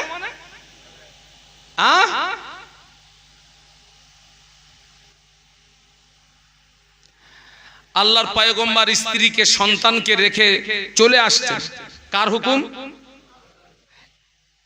আম্মাজান হাজেরা বললেন, হুজুর আপনি আমাকে আর আমার নবজাতক শিশুকে এমন একটা জায়গায় ফেলে রেখে যাচ্ছেন যেখানে কোনো পানি নেই, খরমা নেই, খাদ্য নেই, এখানে থাকবো কি করে? আল্লাহর পয়গম্বর শাহাদাত আঙ্গুলটা আসমানের দিকে ইশারা করলেন। আম্মা হাজেরা ছিলেন বুদ্ধিমতী মহিলা, উনি বুঝতে পারলেন এটা আল্লাহর পক্ষ থেকে আমার স্বামীর উপরে আদেশ। আম্মাজান জবাব দিয়েছিলেন, আপনি জান যে আল্লাহ আমাকে আর আপনার বেটা ইসমাইলকে এই মরুভূমিতে রেখে যাওয়ার আদেশ করেছেন। আমার শত বিশ্বাস ওই আল্লাহ আমাকে আর আমার বেটা ইসমাইলকে না খাইয়ে মারবে না। একটু জোরে বলা যায় না? একটু মহব্বতে বলা যায় না? তাকবীর দেন, নারায়ে তাকবীর। আরো জোরে বলুন, নারায়ে তাকবীর। আল্লাহর পয়গম্বর চলে গেলেন। কয়েকদিন অতিবাহিত হলো, ইসমাঈল সাল্লাম পানির তৃষ্ণায় কষ্ট পাচ্ছে। পানির আরেকটা নাম কি? আমাকে একটু পানি দিস। আরেকটা নাম জীবন। বাবা, সন্তানের যদি কষ্ট হয়, বাপেরও ব্যথা লাগে, মায়েরও ব্যথা লাগে। দুজনের ভিতরে ব্যথা লাগে বেশি কার? কেন বলুন তো? মা সন্তানকে পেটে ধারণ করে। আজকে নবী দিবস উদযাপিত হচ্ছে, আলহামদুলিল্লাহ। আমার সমাজে অনেক ছেলে আছে যাদের ব্যবহারে মায়ের চোখের পানি বার হয় না, হয় না, বাপের চোখের পানি বার হয় না, হয় না। আহা, তুই কি সর্বনাশ করলি!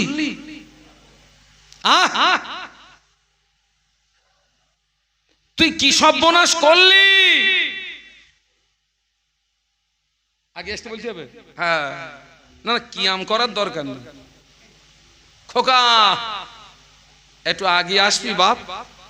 একবার বলবো, আর আড়াই বলো, আড়াই বলতে পারবো না, আগে আসতে হবে। আর একটু কলেমার জিকির, লা ইলাহা। আসেন আসেন আসেন আসেন আসেন আসেন আসেন, একটু আগে আসেন, আসেন আসেন। লা ইলাহা ইল্লাল্লাহ।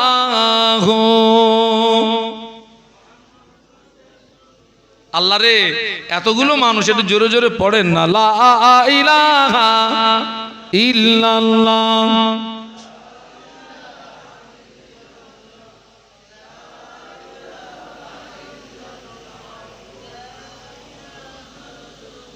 আলহামদুলিল্লাহ। লা ইলাহা ইল্লাল্লাহ মুহাম্মাদুর রাসূলুল্লাহ। আল্লাহুম্মা, পড়ো বাবা, জোরে জোরে পড়ো।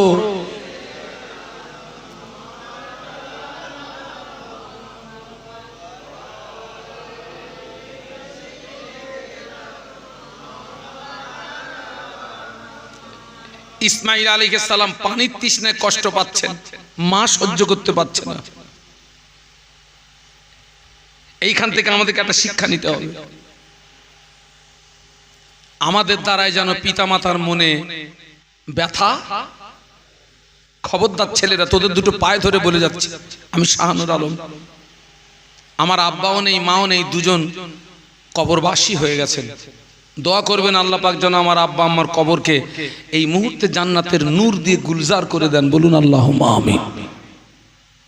আব্বা মায়ের মা বাপের মনে ব্যথা দিয়ে জীবনে বড় হতে পারবে না, চ্যালেঞ্জ, জীবনে বড় হতে পারবে না।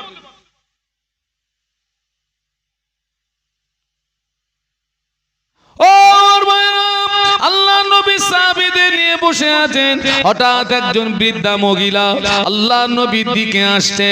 আল্লাহ নবী ওই বৃদ্ধা মহিলাকে দেখে দাঁড়িয়ে গেলেন। সাহাবীরা অবাক হয়ে যান, কে মহিলা, সাহস তো কম নয়, কে মহিলা যাকে দেখে আল্লাহ নবী দাঁড়িয়ে গেলেন। ওই মহিলা আল্লাহ নবী নিকটস্থ যেই না হলেন, আল্লাহ নবী গায়ে চাদর মোবারকটা খুলে বাঁচ করে আল্লাহ নবী জমিনে বিছিয়ে দিলেন। ওই মহিলা যখন নিকটস্থ হলেন, আল্লাহর নবী মহিলার হাতটাকে ধরে চাদর মোবারকের উপরে বসিয়ে দিলেন। সাহাবীরা অবাক হয়ে যান, কে মহিলা, সাহস তো কম নয়, আল্লাহ নবীর চাদর মোবারকের উপরে বসে ওই মহিলার সঙ্গে আল্লাহ নবী কিছুক্ষণ কথোপকথন হলো। ওই মহিলা বিদায় নিয়ে চলে গেলেন। সাহাবীরা জিজ্ঞাসা করলেন, ও আল্লাহর নবী, কে মহিলা, চিনতে পারলাম না, আপনি আল্লাহর নবী, আপনি যাকে দেখে দাঁড়িয়ে গেলেন, আপনি আল্লাহর নবী, গায়ে চাদর মোবারকটা বিছিয়ে দিলেন, ওই মহিলাকে চিনতে পারলাম না। আল্লাহর নবী জবাব দিয়েছিলেন, ও সাহাবীরা, আমি রাসূলুল্লাহ আমার আব্বাকে দেখি নাই, আমি রাসূলুল্লাহ আমার মায়ের সেবা যত্ন বেশি দিন পাই নাই। ওই বৃদ্ধা মহিলা অন্য কেউ নয়, ওই বৃদ্ধা মহিলা হলো আমার দুধমা হালিমাতুস সাদিয়া। একটু জোরে বল না বাবা, একটু মহব্বতে বল না। আল্লাহ নবী দুধ মার সঙ্গে কি আচরণটা করলেন, আর আমরা আমাদের মায়ের সঙ্গে কি আচরণ করি?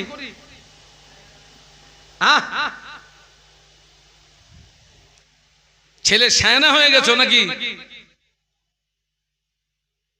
ছেলে বড় হয়ে গেছো?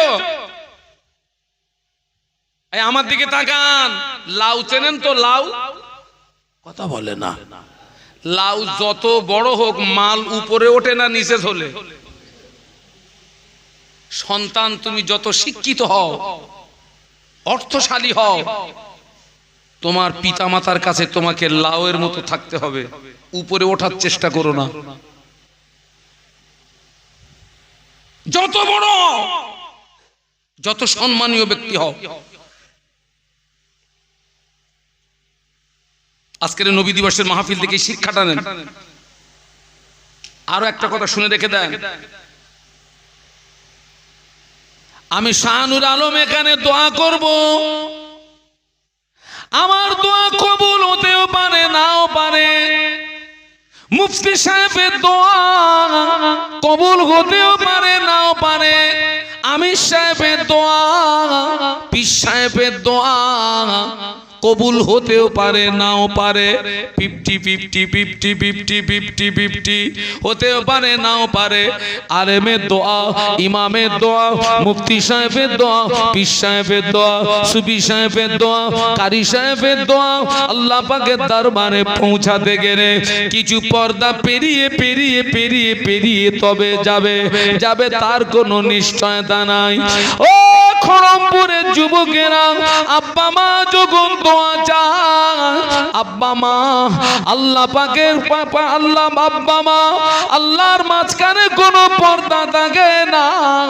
মা বাপের দোয়াটা, পিতা মাতার দোয়াটা, আব্বা আম্মার দোয়া সরাসরি আল্লাহ পাকের দরবারে কবুল হয়ে যায়। একটু মহব্বতে বলুন। রাসূলুল্লাহ বলেছেন বিগয়রি হিজাব। হিজাবুন মানে পর্দা। হিজাবুন মানে আল্লাহ আর পিতামাতার মাঝখানে কোনো পর্দা, ডাইরেক্ট কবুল।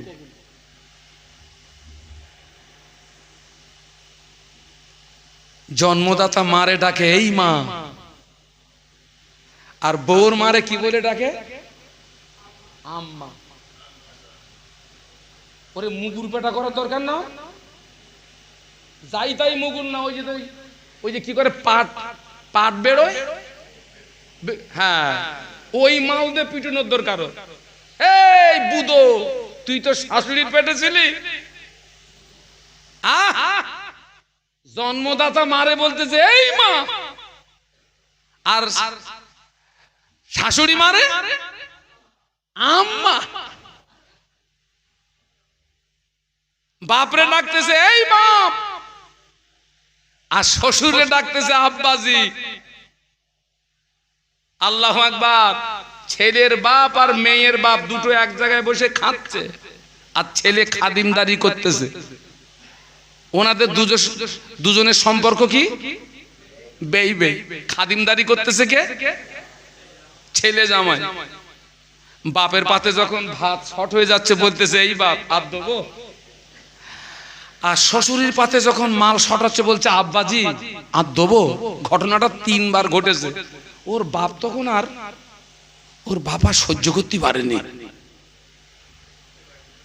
ওর বাপ বলতেছে এই হারামির বাচ্চা, আমার দিতে হবে না, তোর আব্বাজির দে। হারামির বাচ্চা, তোর আব্বাজির দে, আমার দিতে হবে না। আজকের মায়ের চেয়ার দখল করেছে শাশুড়ি মা, আর বাপের চেয়ার দখল করেছে কে? শ্বশুর আব্বা। আমি একবার বলবো না যে শ্বশুর শাশুড়ির সম্মান নেই, অবশ্যই সম্মান আছে, তবে আমার পিতামাতার উপরে নয়, আমার পিতামাতার নিচে নিচে নিচে নিচে নিচে। পায়ে ধরে বলে গেলাম, এটাকে হালকা ভাবে নিও না। আজকের এই মিডিয়ার সামনে একটা কথা বলছি, আল্লাহ আমাকে যে সম্মান দিয়েছেন, এই সম্মান পাওয়ার যোগ্য ব্যক্তি আমি না। এটা আমার মায়ের দোয়া, এটা আমার আব্বার দোয়া, আমার মায়ের দোয়া, আমার আব্বাজির দোয়া। আমার মা সব সময় কাঁদতেন, আল্লাহ তোকে আলেম বানাবে। আব্বাজি কাঁদতেন, আল্লাহ তোমায় আলেম বানাবে। মায়ের দোয়া। আজকে নবী দিবসের মাহফিলে যুবকেরা তোদের পায়ে ধরে বলে গেলাম, আব্বা আম্মাকে সম্মান করবি, ইজ্জত করবি, তাজিম করবি। অনেকে আছে স্ত্রীর ভয়ে বাপ মাকে কিছু দিতে পারে না। বউটা দাজ্জাল, গোপনে গোপনে দিবি। গোপনে গোপনে দোয়া যায় না, যায় না। গোপনে গোপনে আব্বা যেটা খেতে ভালোবাসে বাজার থেকে চুরি করে কিনে আনবি। বউকে চুরি করে বাপকে দিবি, দোয়া চাইবি, আব্বা তুমি এইটা খাবে, আমার জন্য দোয়া করবে। আল্লাহর কসম, আল্লাহর আরশ খুশি হয়ে যাবে। বউকে চুরি করে মাকে দিবি,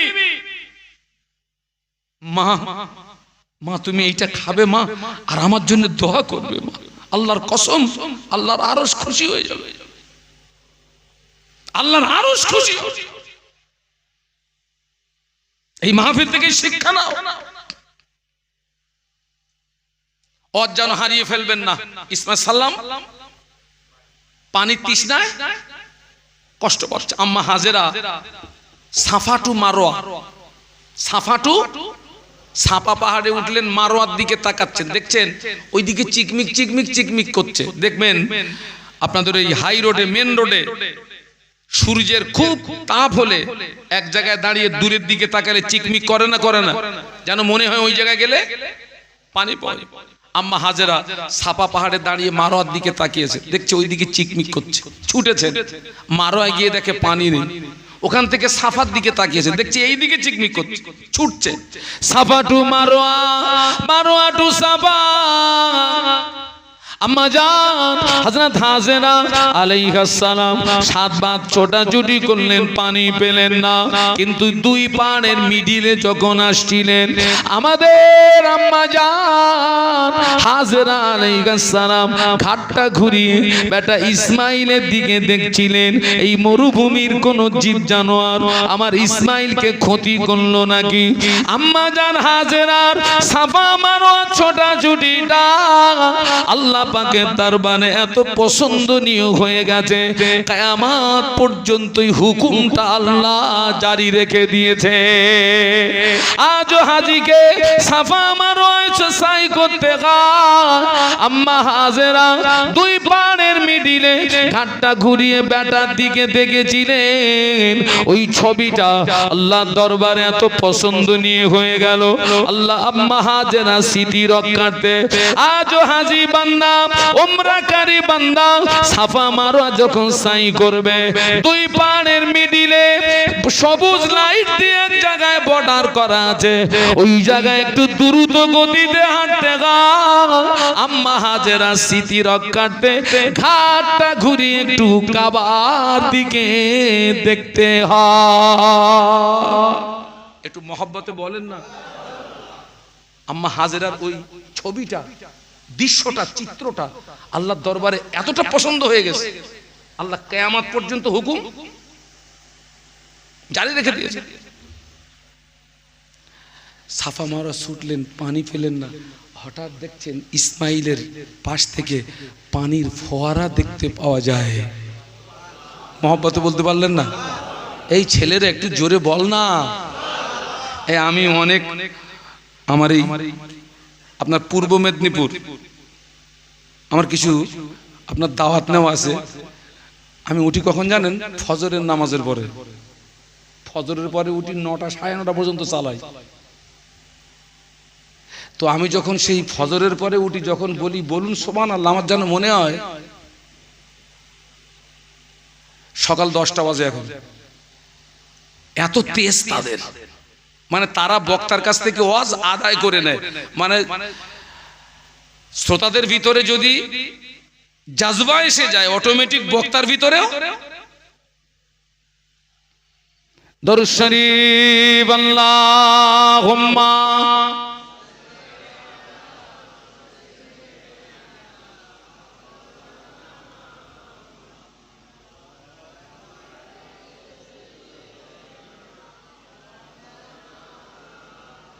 हुब्बे अहमद अजलगी सीने में मैं गाऊं मेरा दिल मदीने में गए फूल तो फूल कांटों में क्या हुस्न गए लुत्फ जन्नत से बढ़कर मदीने में गए हुब्बे आमद अजलगी सीने में गए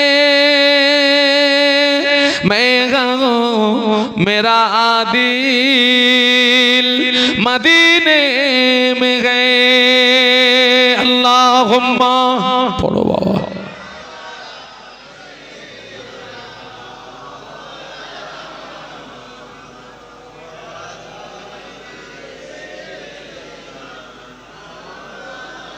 মাশাআল্লাহ, একটু কলেমার জিকির লা ইলাহা ইল্লাল্লাহ। ছেলেরা জবান খুলে পড়ো লা ইলাহা ইল্লাল্লাহ মুহাম্মাদুর রাসূলুল্লাহ। বলো লা ইলাহা ইল্লাল্লাহ।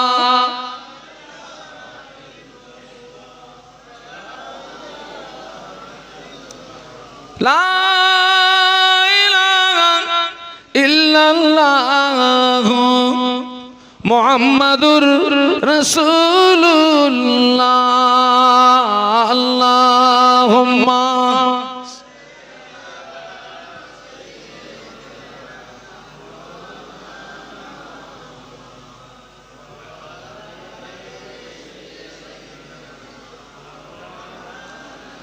জবান খুলে বলুন আল্লাহু আকবার। আমাকে কি দেখাতে হবে? কোন নবীর? আম্মা হাজরা সালাম ওই ব্যাটার পাশে ওই পানি দেখে ছুটে এসে কয়েকটা পাথর নিয়ে বলেছিলেন জম জম। জমজমের বাংলা মানে হচ্ছে থাম থাম। জমজম মানে কি? থাম। ঐতিহাসিকরা লিখেছেন আম্মাজান হাজরা আলাইহিস সালাম যদি পাথর দিয়ে গাডনা করে দিতেন ওই জমজমের পানিতে তামাম পৃথিবীর জমিনটা প্লাবিত হয়ে যেত। আল্লাহু আকবার। এই জমজম এক সময় বন্ধ হয়ে যায়। কি হয় বাবা? বন্ধ হয়ে যায়। নবীর দাদুর নাম কি? Abdul Muttalib. এই নবীর দাদুর নাম?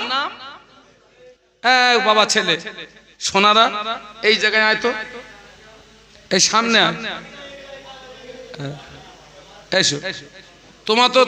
তোমরা তো সব ইয়া নবীর খরিদ্দার। আমি কি জানিনি নাকি? সামনে আয়, সামনে আয়। ওই ফাঁকাটায় বসে যাও, ওই জায়গাটায় বসে যাও, যাও যাও যাও, বস বস। আলহামদুলিল্লাহ। আমাদেরকে দেখান। এই জমজমের কূপ এক সময় কি হয়? বন্ধ হয়ে যায়। নবীর দাদুর নাম আব্দুল মুত্তালিবের বক্তব্য, এই জমজম কূপ আমি সংস্কার করব। আল্লাহ মাহমুদের কিতাব থেকে বলছি। আব্দুল মুত্তালিবের বক্তব্য কি? এই জমজম কূপ আমি সংস্কার করব। মক্কায় ছিল অনেক গোত্র, আর প্রত্যেকটা গোত্রের একজন করে গোত্র প্রতিনিধি ছিল। এই জমজম কূপ সংস্কার নিয়ে গোত্র প্রতিনিধিদের ভিতরে দ্বন্দ্ব দেখা দিল, এবং সেই দ্বন্দ্বটা খুব মারাত্মক দ্বন্দ্ব। আচ্ছা, আমাদের যদি ফতোয়া ফারাজের দরকার হয় আমরা কার শরণাপন্ন হই? মুফতি সাহেব। না, মুফতি সাহেবের কাছে যাবেন। আমি একটা জায়গা বলে দিচ্ছি, যে বিষয়ে ওই বিষয়ে একটা সাদা কাগজে লিখবেন। এলাকায় যেখানে সবচেয়ে বড় সাদ দোকান আছে না, মাল ওখানে দিয়ে আসবেন। সাদ দোকানে মুফতি থাকে না? থাকে না? এই আজকের এখানে ওয়াজ হচ্ছে, এই ওয়াজের তাফসীর হবে কাল চার দোকানে, বিস্তার তাফসীর করবে কাল বড় বড় মুফতি সব। তো সবাই মিলে একটা সিদ্ধান্ত করলেন, এই জমজম কূপ সংস্কার নিয়ে দ্বন্দ্ব ফাসাদ করে কোনো লাভ নেই। চলুন আমরা সামদেশে যাই। কোথায় যাই? সামদেশে বড় বড় পণ্ডিত আছে, আমরা আমাদের এই সমস্যার কথা বলি, তানারা যে সিদ্ধান্ত দেবেন সেই সিদ্ধান্ত মেনেই জমজম কূপ পুনর্সংস্কার হবে। এই সিদ্ধান্তে একমত হয়ে সবাই একটা করে উট নিয়েছেন, পর্যাপ্ত পরিমাণে খাদ্য নিয়েছেন, পানি নিয়েছেন। এই কাফেলায় আছেন রসুলের দাদা আব্দুল মুত্তালিব। যেতে যেতে গভীর মরুভূমিতে যখন এসে পৌঁছে গেছে, পুরো কাফেলার কাছে পানি শেষ। নিজেরা কি পান করবে, পশুদের কি পান করাবে? এক কথায় পশুগুলো সব জমিনে বসে পড়েছে, মৃত্যুর দোরগোড়ায় সব। টোটাল কাফেলার কাছে কি নেই? পানি নেই। গভীর মরুভূমি। আল্লাহর নবীর দাদু আব্দুল মুত্তালিব বললেন, আমরা যদি এইভাবে বসে থাকি জীবন যাওয়ার আশঙ্কা। আমরা দেখতে পাচ্ছি পানি নেই, তবুও বসে থাকলে হবে না। চলুন আমরা সবাই মিলে তালাশ করি, দেখি পানি পাওয়া যায় কিনা। নবীর দাদা ঠিক বলছেন না ভুল বলছেন? বসে থেকে তো কিছু হবে না। সবাই মিলে কি করি? তালাশ করি, খুঁজি। তো অন্যরা বলছে, ও আব্দুল মুত্তালিব, তুমি তো ওই কথা বলছো, তাহলে এক কাজ করো, তোমার উটটাকে জমিন থেকে উঠিয়ে তুমি আগে চলো, তোমার উটটা আগে চালাও, আমরা তোমার পিছনে যাচ্ছি। কিতাবের ভিতরে লেখা, ও আমার মায়েরা, আল্লাহ নবীর দাদু আব্দুল মুত্তালিব ওই উটটাকে জমিন থেকে উঠিয়ে দিয়ে সামনে যেই না আগিয়ে দিয়েছেন, দেখতে পাওয়া যায় আব্দুল মুত্তালিবের উটের পায়ের নিচে থেকে পানির ফোয়ারা দেখতে পাওয়া যায়। জোরে বলতে পারলেন না? মোহাব্বতে বলতে পারলেন না? তাকবীর দেন, নারায়ে তাকবীর। আব্দুল মুত্তালিব উটটাকে উঠিয়ে যেই না আগে আগিয়ে দিয়েছেন, আগে বাড়িয়ে দিয়েছেন, আব্দুল মুত্তালিবের উটের পায়ের নিচে থেকে পানির ফোয়ারা দেখতে পাওয়া যায়। এটা ছিল নবীর দাদু আব্দুল মুত্তালিবের কারামাত, আব্দুল মুত্তালিবের কারামাত। এর জন্য আব্দুল মুত্তালিবের কৃতিত্ব নয়, ওই সময়ে আব্দুল মুত্তালিবের ললাটে আমাদের নবীর নূর চমকাচ্ছিল। আল্লাহ পাক ওই কঠিন মুসিবতের সময় আল্লাহ পাক আমাদের নবীর নূরের বরকতে আমার আল্লাহ আব্দুল মুত্তালিবের উটের পায়ের নিচে থেকে পানির ফোয়ারা পার করে দিলে। ঐতিহাসিকরা লিখেছেন আব্দুল মুত্তালিবের উটের পায়ের নিচের থেকে যে পানির ফোয়ারা বেরিয়েছিল ওটাও জমজম কূপের অনুরূপ। একটু জোরে বলুন। ইসমাইল নবীর ওসিলায় জমজমের পানি, আর আমাদের নবীর নূরের বরকতে আব্দুল মুত্তালিবের উটের পায়ের নিচের থেকে পানি। কথা বুঝতে পারলেন না? পারলেন না? টোটাল নবীকে যা দিয়েছেন একা আমাদের নবীকে, সবাই মিলে সেই পানি পান করলো, পশুদেরকে পান করালো করে। এবারে কাফেলার লোকরা বলছে, ও আব্দুল মুত্তালিব, সামদেশে আর যেতে হবে না, যে জন্য যাচ্ছিলাম ফায়সালা হয়েই গেছে। এই কঠিন মুসিবতে তোমার ওসিলায় পানি পেয়েছি, জীবন ফিরে পেয়েছি, অতএব সামদেশে আর যেতে হবে না, চলো বাড়ি যাই। আমরা সবাই মিলে বলছি জমজম কূপ পুনর্সংস্কার করার একমাত্র উপযুক্ত ব্যক্তি আপনি। একটু জোরে বলুন, আর একটু জোরে বলুন। ইসমাইল নবীর ওসিলায় জমজমের পানি, আর আমাদের নবীর নূরের বরকতে আব্দুল মুত্তালিবের উটের পায়ের নিচের থেকে। আজকের এই পর্যন্ত রাখলাম। আল্লাহ আমাদের সকলকে শোনা বলার চেয়ে বেশি আমল করার তৌফিক দিন, বলুন আমিন। এখনো দোয়া মোনাজাত করতে আধা ঘন্টা সময় লাগবে, মানে শেষ করতে। জি বাবাজি, ও যদি সারা রাত বলি তো শুনবে, তাই বলে কি আমি কি খোকা, আমি কি কিলো কারবেছি যে স্টার্টে ছেড়ে দিছিস? যা বলিছি বাড়ি গিয়ে হজম করি গেছা, নইলে বদ হজম হবে। সবাইকে বলে যাচ্ছি 5 ওয়াক্ত নামাজ পড়বেন। যুবকেরা তোমাদেরকে বলছি 5 ওয়াক্ত নামাজ পড়বা বাবা, 5 ওয়াক্ত নামাজ পড়বা, সাপ্তাহিক জুমার নামাজ পড়বা, বড়দের সম্মান করবা, আর পিতামাতার হক আদায় করবা, আল্লাহ পাকের রহমত হবে। এখন তো ছোটরা বড়দেরকে সম্মান করে না, তার জন্য ওদের দোষ শুধু না, আমাদের দোষ আছে। রাসূলুল্লাহর আদর্শ হলো বড়রা ছোটদেরকে কি করবে? সালাম দেবে, সালাম দেবে। কি দেবে? একটু জোরে বলুন। আমরা ছোটদেরকে কি করে সালাম দেই? তাহলে আমার চেয়ে তোর ওয়েট বেড়ে যাবে, আমি হুজুর না। ওই ছোটদেরকে সালাম দিতে হবে, ওদের সঙ্গে মুসাফা করতে হবে, তবে ভ্রাতৃত্ব মহব্বত পয়দা হবে। আজকের সমাজ থেকে সালাম উঠে গেছে বাবা, সালাম উঠে গেছে।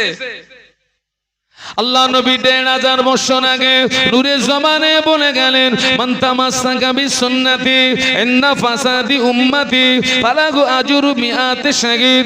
আল্লাহ নবী বললেন, ও মুসাফিরা, আমি আল্লাহ নবী জানিয়ে দিলাম আখিরি জামানা আমি রাসূলুল্লাহ আমার যে সমস্ত সুন্নাতগুলো হারিয়ে যাবে, আখিরি জামানা আমি রাসূলুল্লাহ আমার যে সমস্ত সুন্নাতগুলো বিলুপ্ত হয়ে যাবে, আমার আমার কোন উম্মতি ওই রকম একটা হারিয়ে যাওয়া সুন্নাতের উপরে যদি আমল করতে পারে, ওই রকম একটা হারিয়ে যাওয়া সুন্নাতকে যদি জিন্দা করতে পারে, আমি আল্লাহ নবী বলছি আল্লাহ পাক ওই ব্যক্তির নামায় আমলে আমার আল্লাহ পাক 100 শহীদের সওয়াব দিয়ে দেবে। একটু জোরে বলা যায় না? একটু মহব্বতে বলা যায় না? এই সালাম দেওয়ার সুন্নাতটা হারিয়ে যাচ্ছে, ঠিক না বেঠিক? আজকের থেকে এই আমলটা আমরা করব। আমরা আগে ছোটদেরকে সালাম দেব, বলুন ইনশাআল্লাহ। আর বাড়িতে আমরা ছেলেকে সালাম দেব, মেয়েকে সালাম দেব, স্ত্রীকেও। বলতেছে হুজুর ওই একটা হয়, হ্যাঁ ও তো ওয়েট বেড়ে যাবে, কেন ওর কি কোনো দাম নেই? স্ত্রীর সঙ্গে স্বামী স্ত্রী যতই দ্বন্দ্ব হোক, ঘরের ভিতরে যদি গিয়ে বলা হয় আসসালামু আলাইকুম, আর ও স্ত্রী যদি জবাব দেয় ওয়ালাইকুমুস সালাম, রাগ বাড়বে না পানি হবে? আর যদি ঘরে ঢুকে তুমি যদি হুঙ্কার মারো, ও তো মারবে, ও ঘরে তো আগুন জ্বলবে, দাউ দাউ করে আগুন জ্বলবে ঘরে। তাহলে আজকের থেকে আমরা এই মাহফিল থেকে অন্তত এই শিক্ষাটা নিয়ে যাই, আজকের আমরা একে অপরের ভিতরে সালাম বিনিময় করব ইনশাআল্লাহ। সব রাজি আছেন? খোকা তোরা সবাই শেষে আইছিস, তোরা কি রাজি আছিস? হ্যাঁ দে আমার সালাম দে।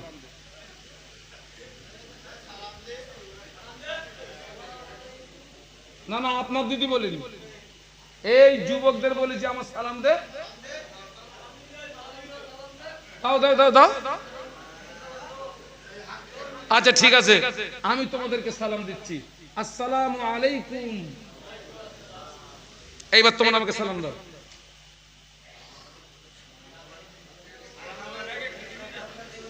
যাক, ওরা শিখবে ইনশাআল্লাহ, ওদের জন্য দোয়া করি, কারণ যুবকদের রক্তে ইসলামের ভিত।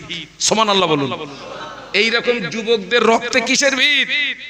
বুড়োদের রক্তে না, যুবকদের রক্তে। মসজিদে ফজরের আজান হয়ে গেল, ইমাম সাহেব ইমামের জায়গায় দাঁড়িয়ে গেছে, মুক্তাদিরা ইমামের পিছনে দাঁড়িয়ে গেছে। ও আমার ভাইরা, ওই মুক্তাদির ভিতরে একটা মুক্তাদির বয়স 20 বছর, আর একটা মুক্তাদির বয়স 70 বছর। একই নামাজ, একই ইমাম, দুটো মুক্তাদির ভিতরে সওয়াব বেশি পাবে কে? কেন কেন যুবক সবটা বেশি পাবে কেন? বলুন বলুন বলুন। সেজদা রুকুগুলো ঠিক ঠিক ভাবে করবে, ওটা একটা দিক। ও ভাই যা বলেছো ভালো দিক বলেছো, তবে এর মারাত্মক দিক হচ্ছে যারা বুড়ো হয়ে গেছে, ও আমার মায়েরা, ওদেরকে আর মদ ডাকে না, ওদেরকে আর গাঁজা ডাকে না, ওদেরকে আর মেয়েরা ডাকে না। বুড়োরে ডেকে কি মরবে? মেয়েরা বুড়োদেরকে মেয়েরা ডাকে না, যে বুড়ো হয়ে গেছে মেয়েরা ডাকে না, মদ ডাকে না, গাঁজা ডাকে না। কিন্তু এই যুবকদেরকে মদ ডাকে আমার কাছে আয়, গাঁজা ডাকে আমার কাছে আয়, কত মেয়েরা ডাকে আমার কাছে আয়। ওই যুবক ছেলেটা মদের মুখে লাথি মেরে, গাঁজার মুখে লাথি মেরে, ওই নারীর মুখে লাথি মেরে আল্লাহু আকবার বলে যখন নামাজে দাঁড়িয়ে যায়, আমার আল্লাহ পাকের আরো খুশি হয়ে যায়। একটু জোরে বল না, মহব্বতে বল না। সব 5 ওয়াক্ত নামাজ পড়িস, আমার কথা মনে থাকবে নাকি? ইনশাআল্লাহ। তবে নামাজ যে পড়বেন, আল্লাহ রাসূল বলেছেন সাল্লু কামা রাআইতুমুনি সল্লি, নামাজ পড়ো ওইভাবে যেভাবে আমাকে পড়তে দেখো। সুবহানাল্লাহ বলুন। কে বলেছেন?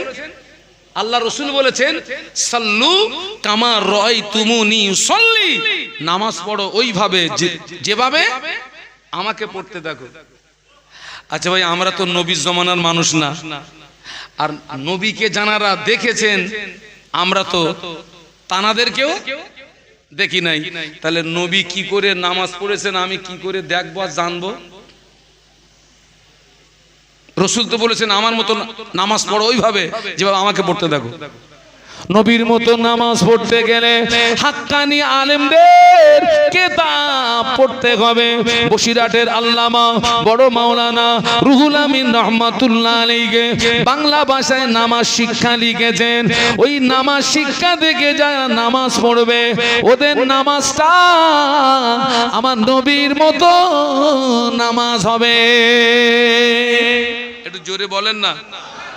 অনেকে নামাজ পড়ে চোখ বন্ধ করে নামাজ পড়াটা মাকরুহ। কি বলেছি? চোখ বন্ধ করে যারা নামাজ পড়বে ওরা কানাহুর পাবে।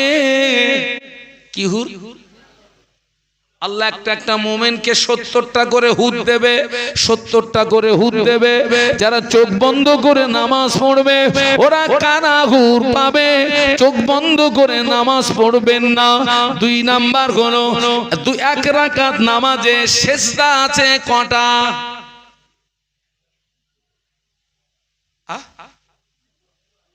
দুটো। এখন এই সেজদায় গেলাম, উঠলাম, আবার গেলাম, আমার কি কোনো ভুল হয়েছে নাকি? সেজদায় গেলাম, উঠলাম, আবার গেলাম, হয়েছে? হয়েছে। কোন জায়গায় হয়েছে বলেন? না, সেজদা তো উঠেছে, ভুল হয়েছে একটা জায়গায়। এই 2 সেজদার মাঝখানে 1 তাসবিহ পরিমাণে ওয়েট করা ওয়াজিব। একটা সেজদায় গেছেন, উঠেছেন, সোজা হয়ে বসে মিনিমাম 1 তাসবিহ পরিমাণে এই জায়গায় দাঁড়াতে হবে, তারপরে দ্বিতীয় সেজদায় যেতে হবে।